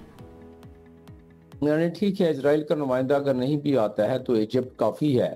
वो अपने फ़लस्तीन की जो भी बचा कुचा इंटरेस्ट है, तो नुमाइंदा है या अग्रेसर है वहां पर, उसकी गैर मौजूदगी के अंदर टॉक्स कितनी ज़्यादा काबिल असर होंगी? इजिप्ट की अलायंस किससे है, ये तो हकीकत नहीं मानेंगे हम कि इजिप्ट की अलायंस किससे है। इजिप्ट की अलायंस अमेरिका से है, अमेरिका की अलायंस इसराइल से है। तो अगर इजिप्ट को कोई मैसेज दिया जाता है और इसराइल को वो मैसेज पहुंच जाता है कि ठीक है आपके जो मामलात हैं वो जो गारंटी आपको यहाँ मिलेगी वो इसराइल मानेगा, तो उसमें हमास अब इस नहज पर पहुंच गया है कि कुछ थोड़ी बहुत उसकी फेस सेविंग हो जाए तो फिलहाल वो वक्ती तौर पर इसको मान लेगा और उस सिलसिले में यस कंट्रोल भी संभाला जा सकता है। जो शुरू से प्लान था, ये शुरू से प्लान था कि अब हालात वो है जो डोनाल्ड ट्रंप ने खुद इसका एक मरतबा नहीं 2-3 मरतबा जिक्र किया कि अब ना गजा जो है वो रहने के काबिल नहीं रहा, खंडरात बन गए हैं जो बन गए हैं। तो लोग वहां तो अपने जान के लाले पड़े हुए हैं, उनकी पसलियां नजर आ रही हैं, उनकी पसलियों के पिंजरे नजर आ रहे हैं, तो वो तो जहां उनको मिल जाएगी खुराक तो अपने ऑब्जेक्टिव्स तारीख के खिलाफ भी है ना डॉक्टर साहब। अगर दूसरे ममालिक आकर वहां पर बैठकर अगर ये सारा मामलात को संभालते हैं, जिन ममालिक की हम बात भी करें, ये तो अपनी खुद मुख्तारी के खिलाफ है। एक तो ये, और दूसरा ये कि इसराइल को अगर एक्सेप्ट कर लेते हैं, ये जिन ममालिक की हम बात कर रहे हैं, शाम है, सऊदी अरब है, इनके साथ ताल्लुकात बहाल हो जाते हैं, तो क्या इम्पैक्ट आएगा इसका पूरी दुनिया पर? नहीं, ताल्लुकात बहाल क्या, इजिप्ट का तो मुआहदा है ना इसराइल के साथ। इजिप्ट तो कभी इसराइल के साथ अभी न जंग लड़ सकता है न कुछ, और इसी तरह जॉर्डन का भी मुआहदा है, सीरिया अब उनके जेब में है इसराइल के, तो फिर उस सिलसिले में मुआहदा हो या ना हो, यूएई भी रिकॉग्नाइज कर चुका है इसराइल को। लेकिन सऊदी अरब पर काफ़ी अरसे से खबरें चल रही थी कि सऊदी अरब पर प्रेशर डाल रहा है अमेरिका कि वो एक्सेप्ट कर ले, वो इसराइल के साथ ताल्लुकात को बहाल कर ले। अगर वो हो जाता है तो फिर क्या सूरत हाल बनेगी? जी, ये मंजरनामा पहले भी हम डिस्कस कर चुके हैं मुख्तलिफ चैनल्स पे और आपके चैनल पर भी। सऊदी अरब जब कर लेता है तो इस्लामी ममालिक बहुत सारे और कर लेंगे। सऊदी अरब की चंद कंडीशंस हैं। सऊदी अरब या कोई भी इस्लामी मुल्क वो चाहेगा कि ऐसे हालात में वो इब्राहिम अकॉर्ड में शामिल हो, जो कि नज़र आ रहा है आगे बदलता मंजरनामा ट्रंप के होते हुए, तो उस सूरत में कुछ टर्म्स एंड कंडीशन ऐसे हो जो उनकी आवाम मान जाए। देखिए, हुक्मरानों की सिर्फ एक्सेप्ट करने से नहीं है, अगर हुक्मरान अपनी टोटल आवाम की मर्जी के खिलाफ, चाहे अथॉरिटेरियन हुकूमत क्यों ना हो, चाहे जिस तरह अरब कंट्रीज में है, तो वो अगर वैसा भी हो तब भी अवाम में अगर हलचल मच जाए तो फिर कुर्सियां मुतजलजल होना शुरू हो जाती हैं। इसलिए उनको ये भी ख्याल रखना पड़ता है। तो इसका निचोड़ ये है इस गुफ्तगू का कि सऊदी अरब जब वो माहौल देखेगा जो उसने कंडीशंस रखी हैं, जब वो देखेगा कि अरब ममालिक में भी कुछ ना कुछ राय हमवार हुई है और लोग समझते हैं कि कोई दादरसी हो गई है। देखिए, एक मौत और जीस्त में एक पूरी की पूरी आबादी, एक पूरी की पूरी नस्ल मौत और जीस्त में मुब्तला है। अगर उनको मौत से निकाल के जीस्त की तरफ लाया जाए, जिंदगी की तरफ, तो कुछ तो आंसू धुल जाएंगे ना। इस स्टेज पर पहुंचाया गया है। इस स्टेज पर पहुंचाने के बाद ये चीज कोई एक रोड मैप का हिस्सा मालूम होती है कि उस नहज पर पहुंच जाए कि या तो खुद खाली करके चले जाएं गजा, खुद भाग जाएं या मर जाएं, जो कि हुआ। लेकिन क्या इतना आसान है डॉक्टर साहब हमास को बेदखल करना और उनकी इन्वॉल्वमेंट को बिल्कुल खत्म करना, क्या इतना आसान होगा? नहीं, आसान तो नहीं था, लेकिन अब उनकी जितनी ज्यादा ताकत को कम कर दिया गया है। देखिए, इस ताकत को न सिर्फ हमास से को समझें आप, जो रसदगाहें थी वो सारी बंद हैं। हमास की जो ताकत थी हिजबुल्लाह भी उसके साथ ताकत का एक हिस्सा था। हिजबुल्लाह की जो ताकत थी, सीरिया भी ताकत का हिस्सा था। सीरिया जो है वो खत्म हो गई बात, वहां से तो इसराइल के जहाज होके ईरान पर बमबारी करते रहे और सीरिया ने न सिर्फ कुछ कहा बल्कि कहा कि ठीक है ये हमारे नेशनल इंटरेस्ट में अब जो वहां की हुकूमत है। तो उस लिहाज से जब एक्सेस ऑफ रेजिस्टेंस ही खत्म हो गई तो हमास की ताकत जो एक्सेस ऑफ रेजिस्टेंस एक किस्म देती थी वो भी खत्म हो गई। और साथ में हमास की जितनी कैजुअलिटीज हुई हैं और जितनी ज्यादा उनकी कुमक कम हुई है, तो हमास भी तो अब किस हद तक, यानी उसके कौन से मुल्क मदद कर रहे हैं? कितनी बड़ी बदकिस्मती है ये तमाम इस्लामी ममालिक की जो इस वक्त दुनिया के अंदर मौजूद हैं, और स्पेशली OIC की, कि एक मुल्क जो अपना दिफा सही तरह से नहीं कर सकता, जिसके पास कोई बाकायदा फौज नहीं है, कोई सिस्टम मौजूद नहीं है, गवर्नमेंट उनको रिप्रेजेंट करने के लिए कोई मौजूद नहीं है, वहाँ पर नस्ल कुशी कर दी जाए, नस्लों की नस्लें मिटा दी जाएं, पूरे पूरे शहर तबाह कर दिए जाए, एंड इन द एंड जो अग्रेसर है यानी कि इजराइल, वो अपने वॉर ऑब्जेक्टिव्स भी वहाँ पर हासिल कर ले, और वो पूरी दुनिया जो है वो खामोश तमाशाई बन के सिर्फ कंडेमनेशन की हद तक तो हमने बयानात देखे हैं बैठी हुई है, और अब उन्होंने अपने ऑब्जेक्टिव्स जो हैं वो हासिल कर रही हैं। देखिए, हकीकत पसंदी से अगर तजिया किया जाए तो ये हकीकत है कि जो जितनी भी मुल्कों ने इजराइल के सामने रेजिस्टेंस शो की, माँ सिवाय ईरान के, ईरान पर मैं आता हूँ, तमाम को उनके दांत निकाल दिए गए, उनकी न्यूट्रलाइज कर दिया गया, जिन्होंने भी इस बात पर मज़ाहमत का सोचा।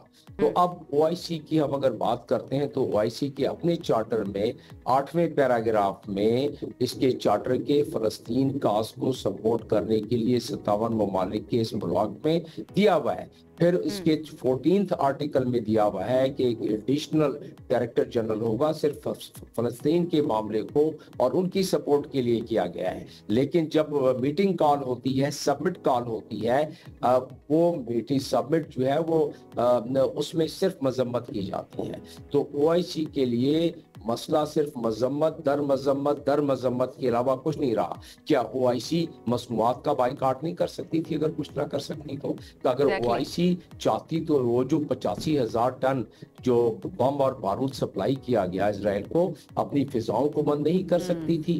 क्या ओआईसी के ममालिक चाहते तो इंडिविजुअली जो इस्लामी ममालिक हैं जिन्होंने अब्राहम अकॉर्ड पर दस्तखत कर दिए हैं या फिर जो थोड़ा असर रसूख रखते हैं दुनिया के अंदर, वो भी अपने तौर पर भी कोई ना कोई ऐसे इकदाम कर सकते थे कि इसराइल को मजबूर किया जाता, चाहे वो अमेरिका के थ्रू हो या डायरेक्ट इसराइल के थ्रू हो, कि गजा के अंदर जंगबंदी हो सके और वहाँ पर सूरत हाल को कंट्रोल किया जा सके। अब आपको क्या लगता है, अब अगर ये जो खबर हमारे सामने आ रही है और 2 हफ्तों में जंगबंदी वाकई में हो जाती है और इसराइल का जो प्लान है वो भी इम्प्लीमेंट हो जाता है और सऊदी अरब भी मान लेता है, अब्राहम अकॉर्ड पर दस्तखत कर देता है, तो मंजरनामा दुनिया के अंदर फिर आपको क्या लगता है किस तरह से तब्दील होगा? क्या सऊदी अरब को भी रेजिस्टेंस का या ऑपोजिशन का सामना करना पड़ सकता है बाकी इस्लामी ममालिक की तरफ से, ऑल्दो वो बहुत ही पावरफुल मुल्क है?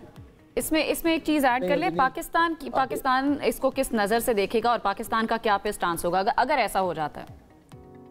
नहीं, पाकिस्तान का स्टांस तो हमेशा फलस्तीनियों के हक में रहा हुआ है, लेकिन पाकिस्तान का स्टांस तो जो है वो हमेशा डिप्लोमेटिक रहा है, पॉलिटिकल रहा है। हर मुल्क का यही होगा ना। अगर कोई स्टांस पाकिस्तान ले सकता था तो वो जब ओआईसी कोई फैसला करती तो उसमें अपनी आवाज बड़ी भरपूर तरीके से पाकिस्तान मिलाता है हमेशा। लेकिन अगर ओआईसी कोई फैसला करती जो कि इंटरनेशनल लीगल फ्रेमवर्क में इजाजत है तो फिर तो ठीक था, लेकिन पाकिस्तान उसके अलावा, क्योंकि अभी तक अक़वाम मुत्तहिदा का मेंबर है, अभी तक वर्ल्ड कम्युनिटी का मेंबर है, तो कोई गैर कानूनी तरीके से तो मदद नहीं की जा सकती ना। वो तो सिर्फ कानूनी तौर पर, और कानूनी तौर पर मैंने बता दिया कि क्या मदद की जा सकती है। जो पाकिस्तान हमेशा इस बात को दोहराता रहा है, जोर देता रहा है अक़वाम मुत्तहिदा में भी हर जगह, कि जो सिक्योरिटी काउंसिल के रेजोल्यूशन है जिसमें सीज फायर की बात की गई है, वो तो जेनोसाइड खत्म किया जाए, जो नस्लकशी खत्म की जाए, यही लीगल तरीके पे से पाकिस्तान कह सकता था। ठीक है, अच्छा डॉक्टर साहब, आखिरी सवाल, हमने ये भी देखा कि ईरान जो है वो बड़ा सपोर्ट फराहम करता रहा है हमास को और अपनी प्रॉक्सीज के थ्रू बड़ा गजा के अंदर हमने देखा है कि रेजिस्टेंस वहाँ पर होती रही है। क्या ऐसा पॉसिबल है या ऐसा होता हुआ आप देख रहे हैं कि अब जब टॉक्स रिज्यूम होंगी ईरान के साथ अमेरिका की एंड देन इसराइल, ये जो जंगबंदी वाला मामला चल रहा है उसके अंदर गजा के मामलात को भी डिस्कस किया जा सकता है या कोई ऐसी शिक शामिल की जा सकती है कि ये जो आप टर्म्स के थ्रू करना चाह रहे हैं जंगबंदी गजा में वो नहीं होगी? क्या ईरान रोल प्ले कर सकता है इसके अंदर? नहीं, ईरान की फॉरेन पॉलिसी का तो एक कलीदी नुक्ता है। ईरान ने जो अपनी मज़ाहमत दिखलाई है और जिसकी वजह से ये बंद हुई है, जंगबंदी हुई है, उसके कुछ महरिकात है ना। अगर ईरान अपने पैरों पर नहीं खड़ा होता, ईरान का भी हशर वही होना था जो लेबनान का हो गया, और अगर उससे भी ज्यादा असर खराब कर सकता था ये इजराइल का। लेकिन इजराइल की सपोर्ट जब कम हुई और जब अमेरिका ने इजराइल को इस बात पर मनवा लिया, जाहिर है कुछ लो और कुछ दो के मामले में, क्योंकि अमेरिका इजराइल के हमेशा इंटरेस्ट के खिलाफ तो जा नहीं सकता, क्योंकि उसमें एक इजरायली लॉबी का भी अमल दखल है अमेरिका में, इस पर मैं बहुत दफा बात कर चुका हूँ। तो लिहाजा इस वक्त एक इकोसिस्टम बना हुआ है, एक माहौल बना हुआ है। उस माहौल में ईरान भी चाहेगा कि इस मसले का फिलहाल कोई शामिल हो जाए, जब तक कि अगर इसका कोई डिप्लोमेटिक और इंटरनेशनल कानून के तहत सोल्यूशन नहीं निकलता है, ईरान उस वक्त भी अपनी मजबूती इतनी बरकरार रखेगा और अपनी आवाज उठाता रहेगा, क्योंकि ईरान ने जो अपना मौक़िफ़ रखा है उसको चेंज नहीं किया। कल की सुप्रीम लीडर की तकरीर देख ली, ये तमाम चीजों के बावजूद सुप्रीम लीडर ने क्या क्या बातें की हैं कि ये अमेरिका की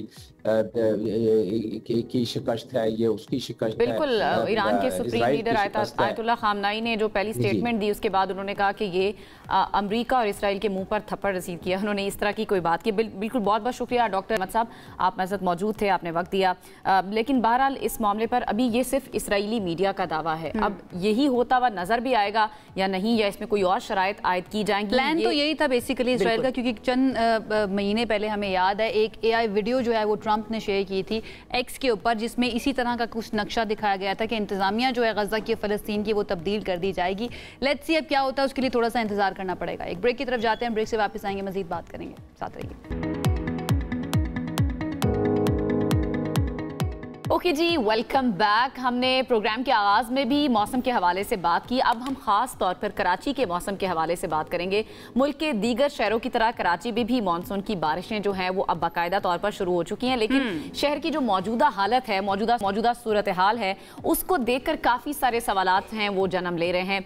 अब सवाल ये भी है कि क्या हम बारिशों के लिए तैयार हैं? शहर के जो गली कूचे हैं, नाले, सड़कें, खाली प्लॉट्स, कचरे का ढेर बन चुके हैं और बहुत सारे मसाइल हैं कराची में जो बारिश के बाद पैदा हो जाते हैं। ये अब इंतजामिया की तरफ जरूर सबकी नजरें हैं कि क्या करेगी इंतजामिया की तरफ ही नजरें होनी है, लेकिन ये सवाल कोई नए नहीं है। ये सवाल हम अरसा दराज से पूछते ही चले आ रहे हैं कि कब इंफ्रास्ट्रक्चर जो है कराची के अंदर ठीक होगा। कराची वाले पहले तो पूरा साल बारिश का इंतजार करते रहते हैं और जब बारिश हो जाती है तो उसके बाद इस तरह की सिचुएशन होती है कि जगह जगह पानी खड़ा होता है, बिजली की तारें गिरी होती हैं और हम कह सकते हैं अनफॉर्चुनेट इंसिडेंट्स जो हैं वो भी सामने आ जाते हैं। तो ऐसा क्यों है कि यहाँ पर अच्छे तरीके से कोई काम या इंफ्रास्ट्रक्चर के ऊपर काम नहीं किया जा रहा है, कूड़ा करकट उठाने के लिए काम नहीं किया जा रहा? हमारे साथ मौजूद हैं सिंध हुकूमत की तर्जुमान सादिया जावेद साहिबा। अक्सर आप इनको देखते हैं हमारे and we are very thankful, जब भी हम उनको बुलाते हैं वो आती हैं। Sadia, thank you so much हमें ज्वाइन करने के लिए। सबसे पहले तो ये बताइएगा कि मौसम की क्या सिचुएशन है कराची के अंदर, और जो रिपोर्ट्स आ रही हैं कि कचरा फैला हुआ है और नदी नाले जो हैं उनके अंदर पानी भर गया है, ऐसा क्यों है? आखिर कब तक बेचारे कराची वाले जो है ना वो इन चीज़ों का सामना करते रहेंगे? बिस्मिल्लाहिर्रहमानिर्रहीम, थैंक यू वेरी मच। बिल्कुल, कल रात से मॉनसून का सिलसिला कराची में शुरू हुआ है। रात को दरमियानी मैं कह सकती हूँ कि बारिश हुई है शहर के इलाकों में। अब मुझे नहीं पता था कि आपने जो कहा कि जी हर जगह कूड़ा करकट फैला हुआ है, लोग शिकायत करें। देखिए, कराची में 38 बड़े नाले हैं जिसकी सफाई की जिम्मेदारी KMC की है और जो कि जून के महीने से शुरू हो गई है, और लगभग कोई 500 छोटे नाले हैं जो टाउन्स और यूनियन काउंसिल्स के अंडर आते हैं। उनकी भी सफाई का अमल जून के महीने से शुरू कर दिया, क्योंकि कराची में हमेशा मॉनसून लेट जुलाई और फर्स्ट वीक ऑफ अगस्त में आता है, तो ये अमल शुरू कर दिया गया है। KMC के अपने वसाइल से वो हमेशा गटर नालों की सफाई करते हैं। 40 करोड़ रुपए पिछले साल जो ऑडिट रिपोर्ट है उसमें खर्च हुआ, और ऐसी बात नहीं है इस दफा नहीं, पिछले 2 सालों से जब से मेयर कराची मुर्तुजा वहाब है, पहले वो एडमिनिस्ट्रेटर थे और उसके बाद अब वो मेयर कराची हैं। बहुत बेहतर है। अगर आपको याद फुटेजेस अभी आ भी रही है सादिया, फुटेजेस आ भी रही हैं कि वहाँ पर इस वक्त क्या सिचुएशन है। मेरा सवाल ये, आपने कहा कि मानसून से पहले जो नालों की सफाई है उसका अमल शुरू हो जाता है, लेकिन सिर्फ नालों की बात नहीं है, वहाँ पर कचरा कुंडियाँ जो हैं वो बहुत बड़ी तादाद में मौजूद हैं कराची में। क्योंकि मैं खुद रही हूँ तो मैं ज़्यादा बेहतर उस चीज़ को एक्सप्लेन कर सकती हूँ। पूरा साल ये नालों की सफाई क्यों नहीं होती है? सिर्फ मानसून का इंतजार क्यों किया जाता है? बारिशों का इंतजार क्यों किया जाता है? साल में एक दफा मॉनसून के लिए, स्पेशली फॉर मॉनसून, ये बड़े नालों की सफाई होती है। जब आपने जैसे बात की, तो जब कराची में कयामत खेज बारिश हुई थी, आप अगर उस वक्त यहाँ थी, आपको याद होगा पूरा DHA डूब गया था। और 2000 मेरा ख्याल से 21 का वो अगस्त था जब कयामत आई थी और पूरा DHA, पूरे कंटोनमेंट्स डूब गए थे और कराची जो है वो बहुत बुरे हालात में गया था, क्योंकि अनएक्सपेक्टेड रेन हुई थी। तो उस वक्त फेडरल गवर्नमेंट ने कहा कि जी, उस वक्त की जो फेडरल गवर्नमेंट थी कि हम कराची के नालों को असर नौ तामीर करेंगे। हमें याद है, आज बिल्कुल। तक वो काम वो मुकम्मल नहीं कर सके। पीटीआई की गवर्नमेंट थी, अली जैदी साहब इसको लीड कर रहे थे। जी याद है आपको? अगर जी बिल्कुल क्योंकि याद है, आप खुद बिल्कुल याद। कराची में याद, हाँ बिल्कुल वो याद है। नाले उन्होंने उस वक्त तो क्योंकि शोर शराबा बहुत हो गया था, कराचीआइट्स बहुत नाराज थे, इवन उस वक्त के आर्मी चीफ को विजिट करना पड़ा था डीएचएस का। अच्छा तो अच्छा सादिया साहिबा, जरा जल्दी से, चूंकि हमारे पास वक्त भी कम है, इस वक्त हुकूमत क्या काम कर रही है? कोई, चूंकि हमने देखा कि मुख्तलिफ इलाकों में अमवात की खबरें भी सामने आई हैं, ज़ाहिर है इस बारिश ने जो तबाही मचाई है, कोई हेल्पलाइन कायम की गई है हुकूमत की तरफ से ताकि शहरी राब्ता कर सकें? नहीं जी, मेयर कराची रात से जो है वो सड़कों पर मौजूद है। जहां से कंप्लेन आ रही है कि पानी जमा हो रहा है वहां वो खुद जा रहे हैं। बाकी हर जगह पंपिंग मशीन्स अवेलेबल है कि सड़कें ना बंद हो। मुझे और आप सबको याद है कि एक टाइम वो भी था कि जब कराची 3 दिन के लिए बंद हो गया था बरसात की वजह से। ऐसी कोई सिचुएशन क्रिएटेड नहीं है। इंतजामिया की छुट्टी मंसूख कर दी गई है। सारा केएमसी डीएमसी का अमला जो है वो सादिया साहिबा, लेकिन यहाँ पे सिचुएशन ये है ना कि पीपल्स पार्टी जो है ये इन सब चीजों की जिम्मेदारी किसी और जमात पर भी नहीं डाल सकती। पहले लोकल गवर्नमेंट एमक्यूएम की होती थी तो आप कहते थे कि एमक्यूएम जो है वो रिस्पॉन्सिबल है। नहीं, लेकिन तो फिर सवाल ये है कि पीपल्स पार्टी ने, स्पेशली अगर हम कराची की बात करें, कराची के लिए आपको क्या लगता है कि ये बेसिक एक रिक्वायरमेंट नहीं है कि सफाई सुथराई होनी चाहिए, सड़कें साफ सुथरी होनी चाहिए वहां पर, अदर देन बारिश के अलावा भी?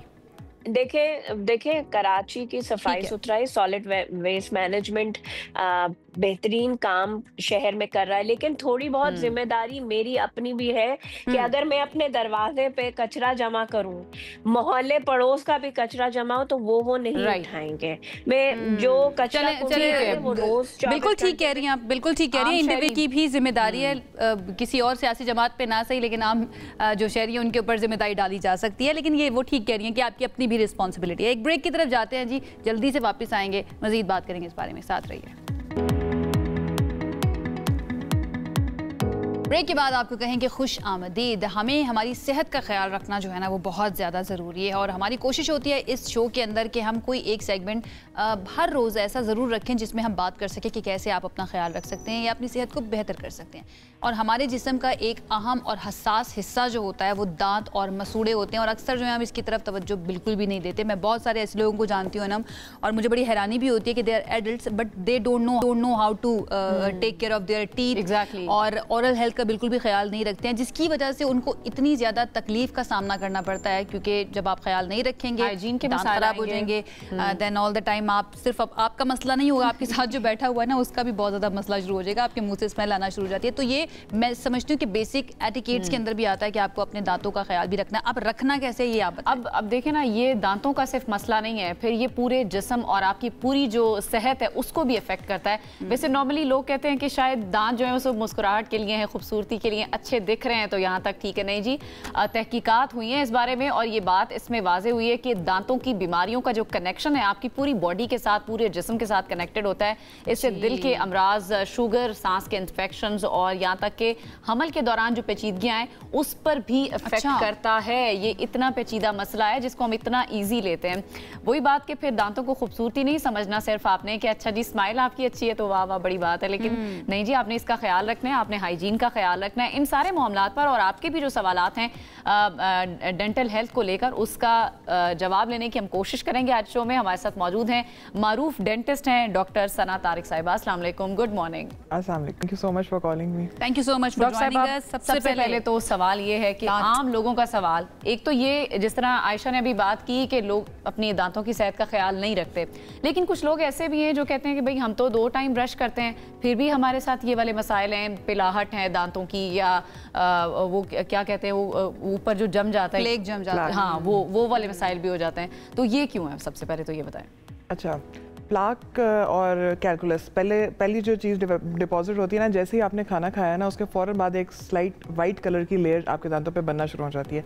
वो सॉफ्ट होती है। अगर आप अपने दांत को अपने नाखून से भी स्क्रैच करके देखें ना तो कुछ डिपॉजिट्स आएंगे आपके, वो या टूथपिक से आप करके देखें तो वो दैट इज़ द प्लाक ठीक है, उसके बाद वो हार्डन होके येलो फॉर्म ले लेता है और उसमें स्टोन डेपोजिशन हो जाती है, कैल्शियम की डेपोजिशन होती है, तो that's why it takes the form of stone, वो स्टोन बन जाता है बिल्कुल। तो वो जो होता है ना हार्ड वाला, उसको आप कहते हैं कैलकुलस। तो सॉफ्ट वाला is plaque and the hard one is calculus. और कैलकुलस के डिपॉजिट्स को डेवलप होने में ना टाइम लगता है, वो एक दिन में नहीं होंगे। Plaque with in 1 hour of brushing आपका आ जाता है, लेकिन कैलकुलस आपका जो डिपॉजिट डेवलप होने में ना दिन, हफ्तों, इवन महीनों लग जाते हैं। उसके साथ होता यह है कि वो जब वो लगता है ना, उसके साथ वो साथ में जिस हड्डी के अंदर दांत पड़ा हुआ है ना, उसको घुलाना शुरू कर देगा। ऊपर जो मसूड़ा है उसमें इन्फेक्शन कर देगा। तो जब आप ब्रश करेंगे तो फिर आप ब्लीडिंग होती है गम्स में, वो इट इज़ एन इंडिकेशन कि आपका गम डिजीज हो चुका है। ठीक है, अब ये इसकी रीज़न एक ही है इन सब। तो मेरे जहन में ना वो सुबह की रूटीन आ रही है मेरी, क्योंकि मुझे लगता है कि मेरे दांत बहुत अच्छे हैं लेकिन हल्की फुल्की ब्लीडिंग। अच्छा, एक हेल्दी जिनके दांत हो या डेंटल हेल्थ जिनकी ठीक है, क्या उनकी भी ब्लीडिंग हो सकती है? नहीं, जब आपकी गम्स ब्लीड कर रहे हैं ना, दैट मीन्स इन्फ्लेमेशन है। हाँ, इन्फेक्शन इन्फ्लेमेशन है। किस इंटेंसिटी की है वो वेरी करती है। अगर आपने 12-14 घंटे बाद ब्रश किया है, थोड़ी सी हो गई है, दैट्स नॉर्मल। इतनी और सिर्फ अगर आपका टूथपेस्ट टेंटेड आ गया है, that is not that bleeding. Bleeding gums होते हैं जो कि टच करने से ब्लीड कर जाएं। और वो हाँ, तो कौन से इश्यूज कौन से होते हैं ओरल हेल्थ की जब हम बात करते हैं दांतों को लेकर और हमारे गम्स को लेकर, कौन से इश्यूज हैं?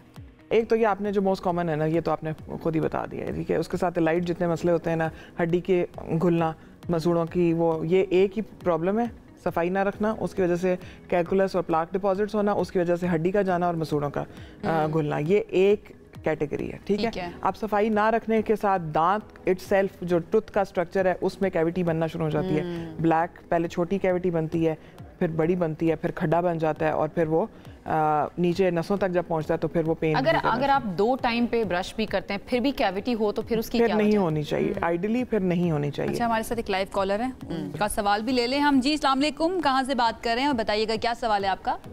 वालेकुम सलाम, मैं हिदायत बात कर रहा हूँ सरगोदा से। जी, मेरा ये डॉक्टर साहब से कि दांतों को फ्रंट से तो ब्रश ठीक है वो हम करते हैं और दांत बिल्कुल साफ सुथरे हैं, लेकिन दांतों के जो बैक साइड पे उसमें नेल कुचील जमी होती है, वो न ब्रश से निकलते हैं और काफी अर्से में बिल्कुल पीलर बन जाता है। तो उसमें जब हम कोई कभी वो जबान लगता है, जबान को भी साफ लगती है, वो उसका क्या तरीका कार है? मैंने सिर्फ डॉक्टर साहब से ये पूछना है। ठीक है, सामने वाले दांत तो आसान है, वो कह रहे हैं जो पीछे अंदर जो होते हैं दांतों की बैक साइड, उसको कैसे साफ करना है? उसको बिल्कुल, इसका ब्रशिंग की ना टेक्निक्स होती हैं। अगर आप टेक्निक सही फॉलो नहीं कर रहे ना, तो ब्रशिंग आपकी इनइफेक्टिव है, मतलब वो काम नहीं कर रही जिसको करना चाहिए। तो उसका रूल ऑफ थंब ये है, एक तो कम से कम आपने एटलीस्ट 2 मिनट तक ब्रश करना है। ठीक है, वो नहीं है कि जाना और यूं घुमा के बाहर निकलना। ठीक है, जो इनसाइड्स हैं, जो बैक साइड है टीथ की, वो मुझे समझ आ गई वो क्या बात करे, उनको किस तरह से मैं वही बताने लगी हूँ। आप ब्रश का जो स्ट्रोक्स हैं वो आपने सर्कुलर स्ट्रोक्स रखनी है, ठीक है, गोल दायरे में आपने उसको करना है। नीचे वाले दांतों में मसूड़े से ऊपर की तरफ आना है और ऊपर वाले दांतों में ऊपर वाले मसूड़ों से नीचे की तरफ, डायरेक्शन क्लॉकवाइज और एंटी क्लॉकवाइज चेंज हो जाएगी। टेक्निक है ये, तो हमें भी नहीं पता कि किस तरह से, क्योंकि नॉर्मली सामने वाले दांतों को लोग इस तरह यूं करके रगड़ लेते हैं ना। एक्चुअली पीछे वाले दांतों में आपने सर्कुलर मूवमेंट्स करनी है, नीचे में मसूड़े से नीचे से ऊपर की तरफ और ऊपर में ऊपर की तरफ से नीचे की तरफ। ठीक है, पर हर टूथ की हर सरफेस को आपने क्लीन करना है। ठीक है, और अगर आप इस तरह कर लें कि हर सरफेस को लाइक 3 दांत आप इकट्ठे साफ कर रहे हैं, सर्कुलर मूवमेंट्स में 20 टाइम्स उसको घुमाएं।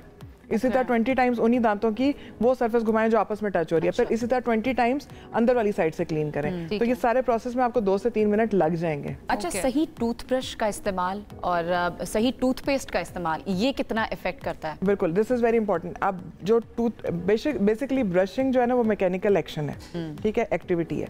इसमें टूथपेस्ट एक एलाइड रोल प्ले करती है, प्राइमरी रोल नहीं है उसका। प्राइमरी रोल नहीं है टूथब्रश का है एंड योर टेक्निक का है। ठीक है, अगर आपका ब्रश जो है, हाँ, ब्रश आप जो यूज करें वो सॉफ्ट ब्रिसल्स वाला यूज करें। जब आप टूथब्रश खरीदने जाते हैं नीचे लिखा होता है सॉफ्ट, मीडियम, हार्ड। राइट, जो रेकमेंडेड है आप सॉफ्ट ब्रश यूज करें, ब्रशिंग टाइम को बढ़ाएं, ठीक है, ताकि डैमेज कम हो, सफाई ज्यादा हो। अगर मैक्सिमम अगर आपने यूज करना है आप मीडियम तक यूज कर लें। Hard is not recommended in normal condition. उससे ना भी होनी हो तो ब्लीडिंग शुरू हो जाएगी और डैमेज करेगा ना, वो आपके मसूड़े को डैमेज करेगा, गम्स को भी डैमेज करता है। और हमारे साथ कॉलर या है कराची से। जी, या क्या कहेंगे? Good morning. देखिए, आज हमारे कराची का भी मौसम बहुत प्यारा हो गया आयशा। Good morning. जी, हम कर रहे हैं सुबह से डिस्कस। नाम को भी सलाम हो और डॉक्टर साहब को सलाम हो। आयशा, मुझे बड़ा अच्छा लगता है कि आजकल आप करंट अफेयर की प्रोग्राम कर रही हैं, बड़ा अच्छा कर रही हैं माशाल्लाह। अच्छा देखिए, मैं एक तो पहला मैं सबसे कहना चाहूंगा कि मैं खुद भी उसका शिकार हो चुका हूँ, क्योंकि we are least bother about it. हमारे दांतों के बारे में हम बहुत बेफिक्र होकर जीते हैं, और फिर जब उसमें कैविटीज बन जाती है, जैसे मेरे काफी दांत खराब हो गए हैं तो इस प्रॉब्लम होती है। मैं डॉक्टर से सवाल करना चाहूँ, डॉक्टर साहब देखिए हर चीज के लिए ऐसा होता है कि पीरियोडिक चेकअप्स वगैरह दुनिया भर में होते हैं, and what is the right time, what is the periodic checkup for that, यानी आपके दांतों की लिए क्या आप पीरियोडिक चेकअप कर सकते हैं, कितने टाइम बाद। दूसरी एक सवाल ये होता है कि आजकल बड़े ऐड चल रहे होते हैं जिसके अंदर दिखाया जाता है कि टूथपेस्ट से लगा लो, आपका दर्द सही हो जाएगा, आपके ठंडा वो वाला तो नहीं कि आपके टूथपेस्ट में नमक है, ये नहीं, वो कह रहे हैं दर्द सही हो जाएगा अगर आपको। ये देखिए, ये तो जाहिर फॉर द टाइम रिलीफर होता है, उसका कोई परमानेंट इलाज नहीं होता, तो इसके इसको किस हद तक बिलीव करना चाहिए और नहीं करना चाहिए।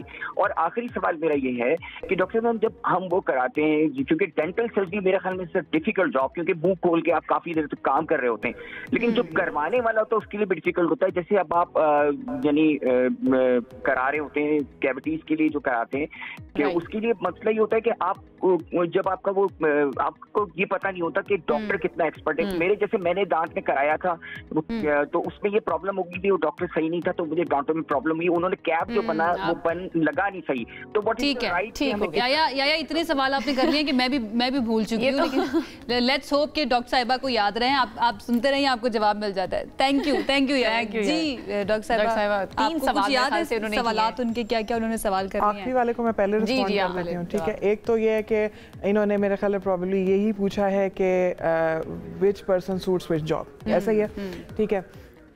हमारे पास जिस तरह मेडिकल स्पेशलिस्ट होते हैं, सर्जन्स होते हैं, ENT स्पेशलिस्ट होते हैं, इस तरह डेंटिस्ट्री में भी स्पेशलिटीज़ हैं। डॉक्टर ना, एक तो मुझे ये बताइए, क्या ये जेनेटिक भी होता है कि आप बहुत ज़्यादा सफाई तो रखते हैं अपने दांतों की, लेकिन उसके बावजूद आपके दांत जो हैं वो या तो ख़राब हो जाते हैं, आपकी दाढ़ें ख़राब हो जाती हैं? जेनेटिक्स का भी इसके साथ कोई लेना देना है? जेनेटिक्स का रोल है, लेकिन उसका सफाई के साथ रोल नहीं है। सफाई अगर आप रख रहे हैं, आपके दांत कहीं नहीं जा रहे, stay rest assured about it. 2 दफ़ा ब्रश, कुछ नहीं होने वाला आपके दांतों को, बट प्रोवाइडेड के ब्रशिंग टेक्निक भी आपकी ठीक हो और ब्रश भी जो सूटेड है वो हो, ठीक है। दूसरी चीज़ क्या है, दूसरी कि जेनेटिक्स में कुछ चीज़ें हैं जो डिटर्मिन करती हैं, लाइक मोलर इंसाइजर हाइपोमिनरलाइजेशन एक कंडीशन है जिसमें जो आपकी पहली दाढ़ होती है, में भी बताया मैं वही बताने लगी जो पहली दाढ़ होती है और सामने के जो इंसाइजर्स, इनको सामने वाले दांतों को हम इंसाइजर्स कहते हैं, क्योंकि ये काटने का काम करते हैं ना, इंसाइजिंग। तो इसलिए ये दांत आपके या तो डेवलप ही इस तरह होते हैं कि उनको आप देख के लगेंगे ब्राउनिश कलर होगा, स्ट्रक्चर ठीक नहीं बना हुआ होगा, उस पे खड्डे नुमा वो चीज़ें होंगी, या फिर वो केरियस काले होंगे, ठीक है, और उन पे कैविटीज भी जल्दी बन जाती है, ठीक है। तो अब ये जेनेटिक है, अब ये बने ही ऐसे कि निकलेंगे ही ऐसे, और इन पे डिजीज प्रोसेस जेनेटिक होगा। अच्छा, 2-3 मेरे सवाल है, मैं चाहूंगी वक्त का मैं जो जल्दी से उन पे बात कर लेते हैं। छोटे बच्चे जो होते हैं, हमने अक्सर देखा है दूध के दांत जिनके होते हैं वो बहुत ज़्यादा काले भी हो जाते हैं, ख़राब भी हो जाते हैं, तो वो डेफिनेटली कहते हैं कि वो मीठा खाने की वजह से ज़्यादा होता है, चॉकलेट ज़्यादा खाने की वजह से। तो पेरेंट्स को क्या करना चाहिए कि वो वाले दांत, क्योंकि अक्सर बड़े बुरे भी लग रहे होते हैं बच्चों के दांत, मेरे घर में इस तरह से आए तो इसलिए मैं पूछ रही हूँ। अच्छा, 2 रीजन तो आपने बता दी, जो मोस्ट इंपॉर्टेंट रीजन है वो आपने छोड़ दी है बच्चों के दांत खराब होने, वो है फीडर। जो फीडर बच्चे मुंह में रख के सारी रात रखी रखते हैं, और हर वक्त बच्चे मुंह में फीडर चीनी वाले दूध को लेके पी रहे होते हैं, तो वो कंटिन्यूस सोर्स ऑफ वो है ग्लूकोज। तो बेसिकली तो मसला चीनी का हुआ ना, मीठा। हाँ, कार्बोहाइड्रेट्स भी हैं उसमें, दूध में। वो दोनों जो है ना बैक्टीरिया की आइडियल डाइट है, और जितने ज़्यादा टाइम के लिए वो दांतों के साथ इन कांटेक्ट रहेंगे, डैमेज बैक्टीरिया को करने का ज़्यादा मौका मिलेगा, और वो डैमेज दांत ज़्यादा होंगे। ऊपर से वो दूध के दांत छोटे होते हैं, वो उतने से कम डैमेज में ज़्यादा वो हो जाता है, काले लगते हैं। अच्छा, स्केलिंग के हवाले से भी मैं अभी ब्रेक में जिस तरह बात कर रहे थे कि कितने अरसे के बाद स्केलिंग करवानी ज़रूरी है, और क्या सबको करवानी चाहिए? क्योंकि मैंने खुद भी करवाई है, तो उसके बाद मुझे फील हुआ कि मुझे सेंसिटिविटी का ज़्यादा प्रॉब्लम मुझे महसूस हुआ उसके बाद। बिल्कुल।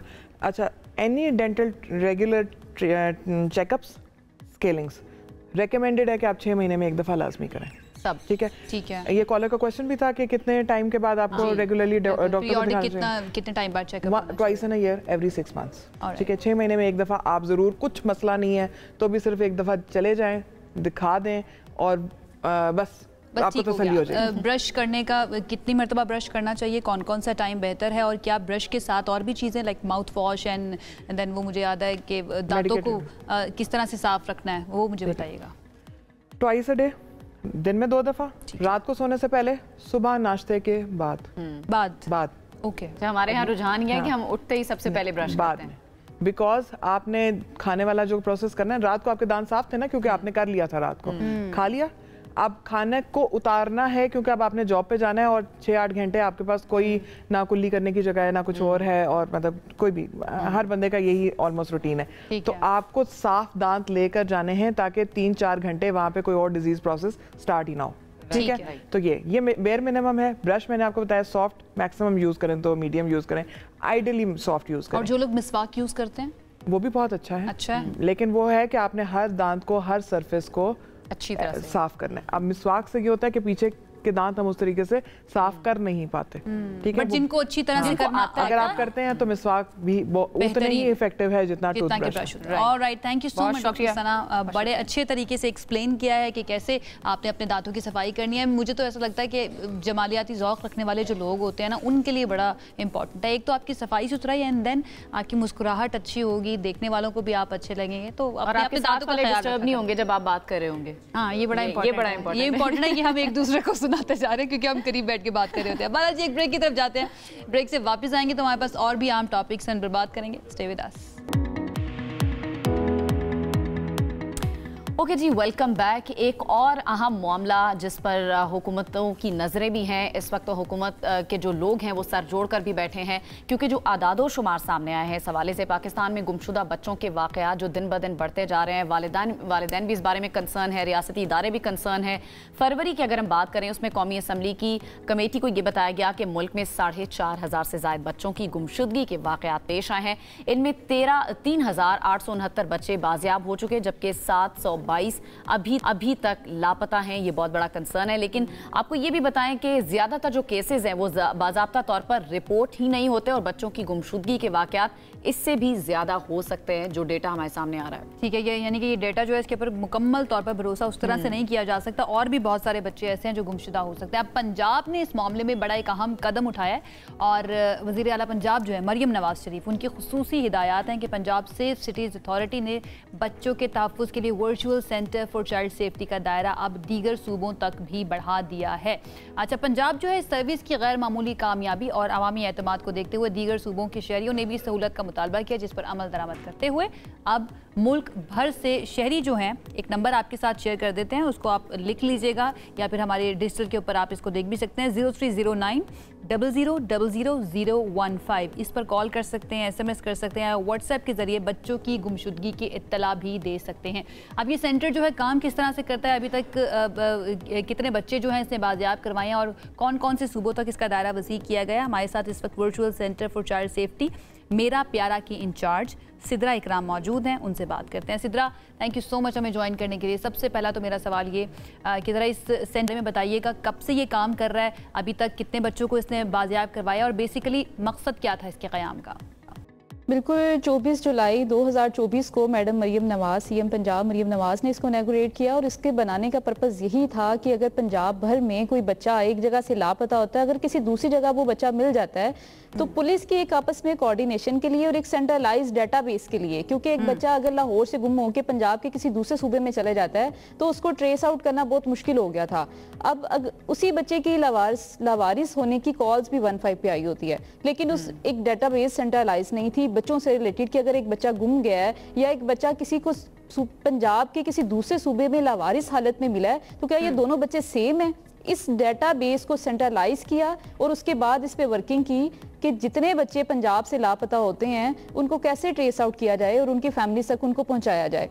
अभी तक अगर दादोशुमार की बात की जाए, जैसे आपने पूछा कि कितने बच्चों को हमने फैमिलीज तक रीयूनाइट करवाया है, पूरे पंजाब से हमें 60,000 से ज़ायद केसेस रिपोर्ट हुए जिसमें बच्चा विक्टिम था, बच्चे के साथ कोई अब्यूज़ हुआ था, कोई असॉल्ट हुआ था, कोई रेप था, सॉडमी थी बच्चे के साथ, या बच्चे की गुमशुदगी रिपोर्ट हुई थी कि बच्चा लापता हो गया या लावारिस हालत में मिला। ये 60,000 से ज़ायद केसेस थे हमारे पास जो एक साल में हमें रिपोर्ट हुए हैं, और इसमें से हमने 58,000 से ज़ायद केसेस रिजॉल्व भी कर लिए हैं। अगर बच्चों की गुमशुदगी के हवाले से मैं बात करूँ तो 30,000 से ज़ायद 30,000 से जायद बच्चे हमने फैमिली से रीयूनाइट करवाए हैं। इसमें लावारिस बच्चे भी थे और गुमशुदा बच्चे भी थे। वो बच्चे जो हमें मुख्तलिफ मकामात से डिफरेंट लोकेशन से लावारिस हालत में मिले।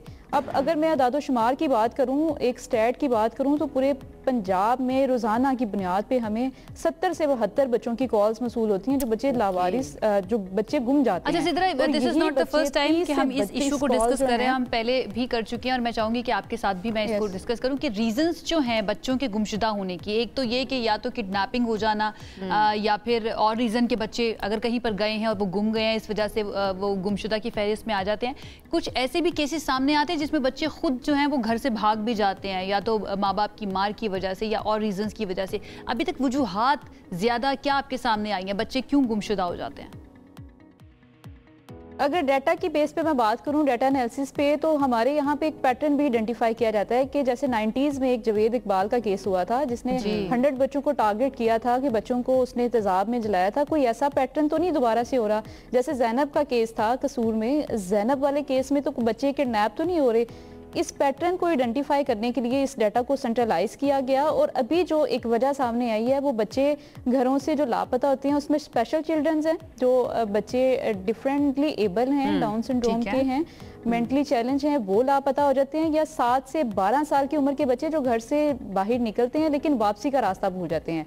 और इसमें जो 13 से 17-18 साल की उम्र के बच्चे हैं वो बच्चे हैं जो घर से भाग जाते हैं। अब उसमें पेरेंटिंग रोल सबसे इम्पोर्टेंट है। मैं हमेशा एक बात करती हूँ कि जो वालिदैन का किरदार है बच्चों की ज़िंदगी में वो बहुत असर रखता है। पेरेंटिंग रोल जो है वो बहुत इंपॉर्टेंट है। आप अपने बच्चों का ख्याल रखा करें, बच्चों के साथ कोई ऐसी बात या कुछ ऐसे वर्ड्स ना यूज़ किया करें जिससे उनकी दिल आज़ारी हो और बच्चे घर छोड़ने पर बिल्कुल, ये बड़ा इंपॉर्टेंट। अच्छा ये जो सारा काम हो रहा है ये सिर्फ पंजाब की हद तक है या जो दीगर सूबे हैं उनके लोग भी फायदा उठा सकते हैं इससे? बिल्कुल, पहले जब इसको इनॉग्रेट करवाया सीएम पंजाब ने तो ये पंजाब लेवल पे था। जब पंजाब लेवल पे इसकी वर्किंग देखी और जो बच्चे दूसरे सूबों से भागकर पंजाब में आ जाते थे तो लोगों की सहूलत के लिए, शहरियों के बच्चों की हिफाजत के लिए सीएम पंजाब ने इसको क्रॉस द नेशन जो है वो इनॉग्रेट कर दिया कि ये पूरे पाकिस्तान के लिए है मेरा प्यारा virtual centre for child safety. अगर पूरे पाकिस्तान में किसी का बच्चा लापता हो जाता है या गुमशुदगी की हालत में पंजाब में आ जाता है तो वो हमें रिपोर्ट कर सकते हैं। उनकी रिपोर्टिंग के लिए हमारा व्हाट्सएप नंबर भी है, मैं रिपीट कर देती हूँ, 0309 0000015 0309 0000015। आप हमें कॉल भी कर सकते हैं, व्हाट्सएप भी कर सकते हैं। ठीक है। अच्छा सिद्रा, हम चला भी रहे हैं, वेबसाइट है, हम ये नंबर जो है अपनी स्क्रीन के ऊपर फ्लैश भी कर रहे हैं तो जो देखने वाले हैं वो उसको नोट भी कर सकते हैं। सिद्रा, ये बताइएगा कि अभी तक डाटा की क्योंकि हम बात कर रहे हैं और रीजंस की बात कर रहे हैं कि क्यों बच्चे जो है वो गुम हो जाते हैं, इसके अंदर कौन सी क्लास के ज़्यादा बच्चे हैं जो गुम हुए हैं? एलीट क्लास के, मिडिल क्लास के, लोअर मिडिल क्लास के? डाटा इसके बारे में क्या बता रहा है? बिल्कुल, हमने जो एज की सेग्रीगेशन है वो भी अपने डाटा में की हुई है कि किस एज के बच्चे ज़्यादा घूमते हैं। जैसे मैंने पहले भी बात की, 7 से 12 साल की उम्र के बच्चे वो जो स्पेशल हैं या बच्चे मेंटली ओके हैं लेकिन वो मैं क्लास की बात कर रही हूँ। अगर हम सोशल क्लास की बात करें तो मैं उसकी बात कर रही हूँ सिद्रा, के मिडिल क्लास के बच्चे ज्यादा होते हैं। बात करें तो लोअर मिडिल क्लास गरीबों के बच्चे ज्यादा घूमते हैं क्योंकि उनके पास ना इतने वसाइल हैं और ना ही अगर कोई बच्चा स्पेशल है, लाइक बच्चा तो किसी का भी घूम सकता है, अगर कोई बच्चा स्पेशल है उसको उस तरह से टेक केयर नहीं हो रही, वो ज्यादा बच्चे वही घूमते हैं जो स्पेशल बच्चे हैं। और हमें लवारिस हालत में ज्यादातर वही बच्चे मिलते हैं जो अपने बारे में कुछ बता नहीं सकते। ओके। अच्छा, तो ये बताएं कि वालिदैन जब राब्ता करते हैं आपके साथ तो किस तरह से बच्चों के साथ उनको कनेक्ट कराया जाता है? क्या तरीकाकार होता है उनकी शनाख्त का कि पता चल सके जो वालिदैन जो बच्चा ढूंढ रहे हैं वो वही है जिसकी तरफ आप इशारा कर रहे हैं या जो आपके पास मौजूद है? बिल्कुल, अगर मैं एक सिनेरियो क्रिएट करती हूँ कि 15 पे कॉल आई, लाहौर से कॉल आई है मेरे पास, ठीक है, उनका बच्चा लापता हो गया। मैंने बच्चे की तस्वीर, उसने किस तरह के पहने हुए हैं, उसका जेंडर क्या है, उसकी एज क्या है, वो कब लापता हुआ था, उसकी उम्र कितनी है, वो सारी इन्फॉर्मेशन अपने सिस्टम में फीड कर दी। इसी तरह की मुझे कॉल अगर पंजाब के किसी और सूबे से वसूल होती है कि हमें एक लावारिस बच्चा मिला है, उसके जो वेयर अबाउट्स हैं वो इस तरह से हैं, इसने इस तरह के कपड़े पहने हुए हैं, एज ग्रुप ये है, उसकी तस्वीर मंगवाते हैं, हमारा सिस्टम में इन दोनों कॉल्स पे अलर्ट जनरेट कर देता है। अगर तो उसका नाम और बाकी फीचर्स मैच कर रहे हैं तो उसके साथ अलर्ट जनरेट कर देगा। अगर उसकी तस्वीर के साथ मैच करिए तो वो अलर्ट जनरेट कर देता है। फिर जो बच्चा लावारिस हालत में हमें मिलता है, हम पेरेंट्स से वेरीफाई करते हैं व्हाट्सएप पे तस्वीर शेयर करके कि ये बच्चा आपका तो नहीं। अगर उसका बच्चा होता है तो फिर उसको ट्रांसपोर्ट अरेंज करके देते हैं और उस डिस्ट्रिक्ट से उसके बच्चे को सेफली जो है वो हैंड ओवर करवाते हैं। सिद्रा, ये भी बताएं कि जेंडर के हवाले से भी डेटाबेस है कि ज्यादातर जो लड़के हैं वो मिसिंग हो जाते हैं, या लड़कियों की भी कोई तादाद है इसमें? बिल्कुल, हमारे पास अगर एक अदादोशुमार सामने आया है तो वो फीमेल्स जो बच्चियां हैं 12 से 17-18 साल की उम्र की बच्चियां जो घर से खुद चली जाती हैं, शादी कर लेती हैं, मैरिज के वॉल्व के केसेस हैं वो ज़्यादातर रिपोर्ट होते हैं। और उसमें वही जब बच्ची हमें मिलती है तो हम 164 के बयान है, अगर कोर्ट में उसने बयान दे दिए कि मैंने अपनी मर्जी से शादी की है, अब तो कोर्ट ने बड़ा एक वो रूल जो है वो कर दिया कि 18 साल से कम बच्ची की शादी नहीं होगी, उस पर प्रॉपर कार्रवाई है। और उस पे अब जो है वो सज़ा भी है, जिसने निकाह पढ़वाया उसने भी और जिसने उसके साथ शादी की उसके खिलाफ भी जो है वो कानूनी कार्रवाई है। तो अब तो इस चीज़ को भी हम स्प्रेड कर रहे हैं कि बच्चियां जो छोटी बच्चियां हैं वो एटलीस्ट घरों से जो है वो ना जाएं, या ठीक है, अवेयरनेस के लिए भी काम किया जा रहा है। ठीक है सिद्रा, ये बताइएगा कि वो बच्चे जिनका डेटाबेस मौजूद होता है या फिर जिनके पेरेंट्स उनको ढूंढ रहे होते हैं, उनको तो आप मिलवा देते हैं, लेकिन वो बच्चे जो आपको मिलते हैं और उनको कोई क्लेम नहीं आता या उनको कोई पहचानता नहीं है या उनके बारे में कोई रिपोर्ट मौजूद नहीं होती, फिर उन बच्चों के लिए क्या इंतजाम किए जाते हैं इस सेंटर की जानिब से? बिल्कुल, जो बच्चे हमें लावारिस हालत में मिलते हैं उस टाइम तो बहुत स्केयर्ड होते हैं, वो फेयर में होते हैं, कुछ पुलिस का उन्हें डर होता है, कुछ वैसे वो बता नहीं रहे होते। गुमशुदगी की हालत में जब वो मिलते हैं, हमें लावारिस हालत में मिलते हैं, हम बच्चों से इंटरव्यू करते हैं, वर्चुअली भी इंटरव्यू करते हैं। और जब उनको किसी शेल्टर होम में रिजाइड करवाया जाता है फॉर द केयर तो उनको फिर हम विजिट करते हैं। 2-3 सेशन हमारे होते हैं। मीरा प्यारा की हमारी फील्ड टीम भी है, उन बच्चों से जाके बात। Sidra, thank you so much हमें ज्वाइन करने के लिए। ये सेंटर आई होप इसी तरह से काम करता रहे। आपने बताया कि 60,000 से ज़ायद केसेस रिपोर्ट हुए थे, जिनमें से 58,000 रिजॉल्व कर लिए गए हैं। तो ये एक बहुत ही अच्छी और ज़बरदस्त किस्म की शरह है। एंड आई होप इसी तरह से अवेयरनेस भी जो तमाम पेरेंट्स हैं और बच्चे जो हैं उनको आती रहे इस चीज़ के बारे में। वंस अगेन थैंक यू करेंगे आपका। एक ब्रेक की तरफ जाते हैं जी, ब्रेक से वापस आएंगे तो दीगर अहम टॉपिक्स हमारे पास मौजूद हैं, अहम मेहमानों से आपकी मुलाकात करवानी है साथ। This segment is brought to you by Telenor and Allied Bank Limited. Okay ji, welcome back. Segment है हमारा मनी मैटर्स। कौमी असम्बली ने बिल आखिर 17.57 खरब रुपए के वफाकी बजट की मंजूरी दे दी है। अच्छा जी, बजट की मंजूरी से पहले हुकूमत ने चंद हसास तरामीम भी मंजूर की, जिनमें सबसे ज्यादा जो तवज्जो है फेडरल बोर्ड ऑफ रेवेन्यू ने मुजवजा गिरफ्तारी के इख्तियारात पर थी। इब्तदाई मुसवदे में इस शिक ने बिजनेस कम्युनिटी, अपोजिशन और हत्ता के हुकूमती इत्तेहादियों को भी काफी तशवीश में मुब्तला कर दिया है। बिल्कुल, प्राइम मिनिस्टर ने इसका नोटिस लिया क्योंकि ये FBI अफसरान को सिर्फ शुबे की बुनियाद पर किसी भी कारोबारी शख्सियत को वारंट के बगैर गिरफ्तार करने की इजाज़त देती थी। शदीद दबाव था, शदीद अपोजिशन देखी गई और पार्लिमानी बहस के नतीजे में आखिरकार फैसला किया गया कि इस शिक को नरम कर दिया जाएगा और अब गिरफ्तारी से पहले 3 लेवल अप्रूवल, कम अज़ कम 50 मिलियन रुपए के तस्दीक शुदा टैक्स फ्रॉड और उसके साथ साथ मुल्ज़िम के फरार या शवाहिद ज़ाया होने के खदशात जैसी सख्त शराइत रखी गई हैं। अब इस FBI के अगर इसको ना माना जाता या इसको रिवर्स ना किया जाता तो इसके क्या क्या नताइज हो सकते थे और क्या ये ठीक फैसला किया गया है या नहीं किया गया। हमारे साथ फरहान बुखारी साहब मौजूद हैं, उनकी तरफ चलते हैं और उनसे जानते हैं कि वो क्या सोच रहे हैं इसके। Thank you so much Farhan साहब, कैसे हैं आप? जी अल्हम्दुलिल्लाह, ज़बरदस्त। सबसे पहले तो ये हम इसके ऊपर हम भी तनकीद कर रहे थे कि FBI को इतने ज़्यादा इख्तियारात दे देना कि वो उसका गलत इस्तेमाल भी उठा सकें, इसको कंट्रोल करना या थोड़ा कर्टेल करना, यू थिंक ये बेहतर फैसला किया गया? जी बिल्कुल, क्योंकि कोशिश तो ये थी कि FBI के जो भी मुतल्लिका अफसर हैं उनके दफ्तर को एक थाना बना दिया जाए, जिस तरह हमारे थानों में होता है ना, जैसे नैब था, नैब के पास अनप्रेसिडेंटेड नैब के साथ भी हुआ। लेकिन यहाँ पे कि जी थाने में कि जी एक वहाँ पे सब इंस्पेक्टर चौकी इंचार्ज हैं या थानेदार हैं, उन्होंने जनाब कहा और कहीं जाके किसी को अरेस्ट कर लिया। टैक्स का निज़ाम है, इसकी इस्लाह ऐसे नहीं हो सकती, नंबर 1। नंबर 2 ये कि आपके टैक्स के निज़ाम में इतना बड़ा खला है। अब सुनते हैं कि इस साल एग्रीकल्चर टैक्सेशन वो भी सूबों की हद तक शुरू होगा, उसका क्या बनता है अभी हमें नहीं पता। लेकिन उसके अलावा टैक्स एवेजन, मैंने शायद एक मिसाल आपके सामने पेश की थी कि लाहौर में एक पिछले साल ट्रेडर्स की प्रेस कॉन्फ्रेंस हुई तो एक साहब जो कि बड़े ज़ोर शोर से बोले वो उनके बारे में बाद में ये कहा गया कि जी वो जो टैक्स, इनकम टैक्स उस साल के लिए उन्होंने दिया था, उससे पिछले साल वो हज़ारों में था, लाखों में नहीं था। लेकिन वो वहाँ से निकले और 4.5 करोड़ रुपए की गाड़ी में बैठकर वहाँ से गए। ये कोई आई विटनेस था वहाँ पे जिसने मुझे बताया।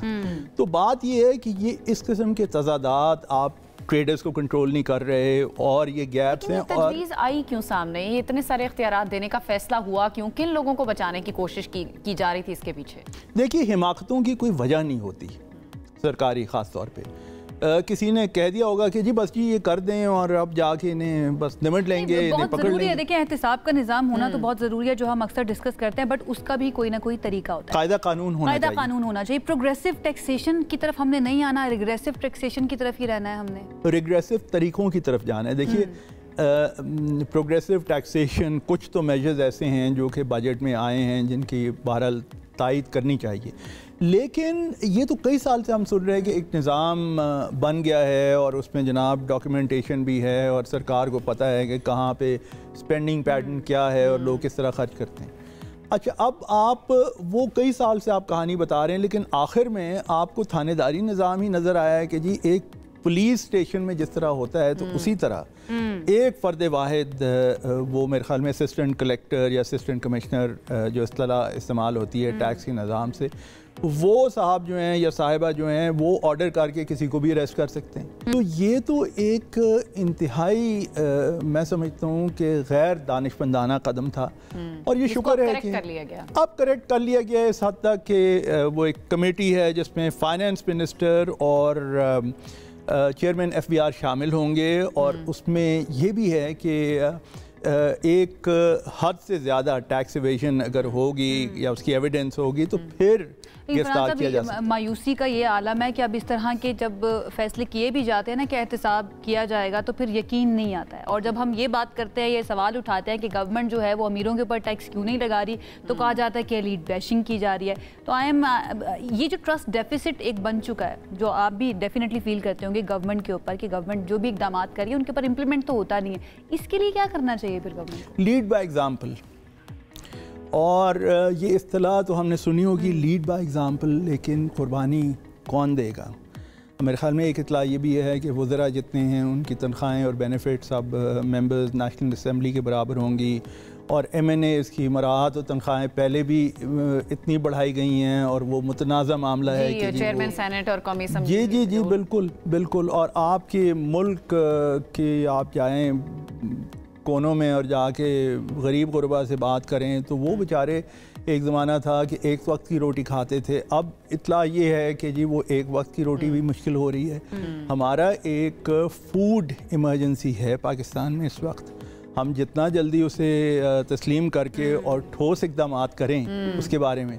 और अभी तो ये देखना है कि ज़राअत के ऊपर जो टैक्स लगने जा रहा है उसके बाद क्या सिचुएशन बनती है, क्योंकि किसान जो है वो ऑलरेडी बहुत ज़्यादा गुस्से में भी थे कि ज़राअत के शोबे के ऊपर टैक्स लगाए जा रहे हैं। आपको लगता है कि इसको कहीं ना कहीं किसी और जगह मुंतकिल किया जा सकता था, या फिर IMF की डिक्टेशन इतनी ज़्यादा सख्त थी कि भाई लगाना ही पड़ा? 30 सेकेंड से। देखिए, मैं साल से ज़राई टैक्स के हिमायत में लिख रहा हूँ और बोलता भी हूँ। उसकी वजह यह है कि माशरे में किसी को भी एग्जेम्पशन नहीं होनी चाहिए। आपको बिल्कुल जाके और हर एक जिसकी इतनी इनकम है, यानी ये इसमें ये नहीं होगा कि जो छोटा किसान है 5 एकड़ वाला उसके ऊपर जो छोटा किसान है टैक्स उसको भी देना पड़ेगा, बड़े किसान को भी टैक्स देना पड़ेगा। शोबे को बहुत ज्यादा फैसिलिटेट करने की भी जरूरत है गवर्नमेंट को, क्योंकि हम बहुत ज्यादा रिलाय कर रहे हैं उस शोबे पे, ज़राअत के शोबे। बहुत बहुत शुक्रिया फरहान बुखारी साहब, आप हमारे साथ मौजूद थे। अब वक्त चूंकि हमारे पास बिल्कुल खत्म हो चुका है, हमें लेनी है इजाजत, प्रोग्राम को करना है वाइंड अप। दीजिए इजाजत, अल्लाह ने के बाद।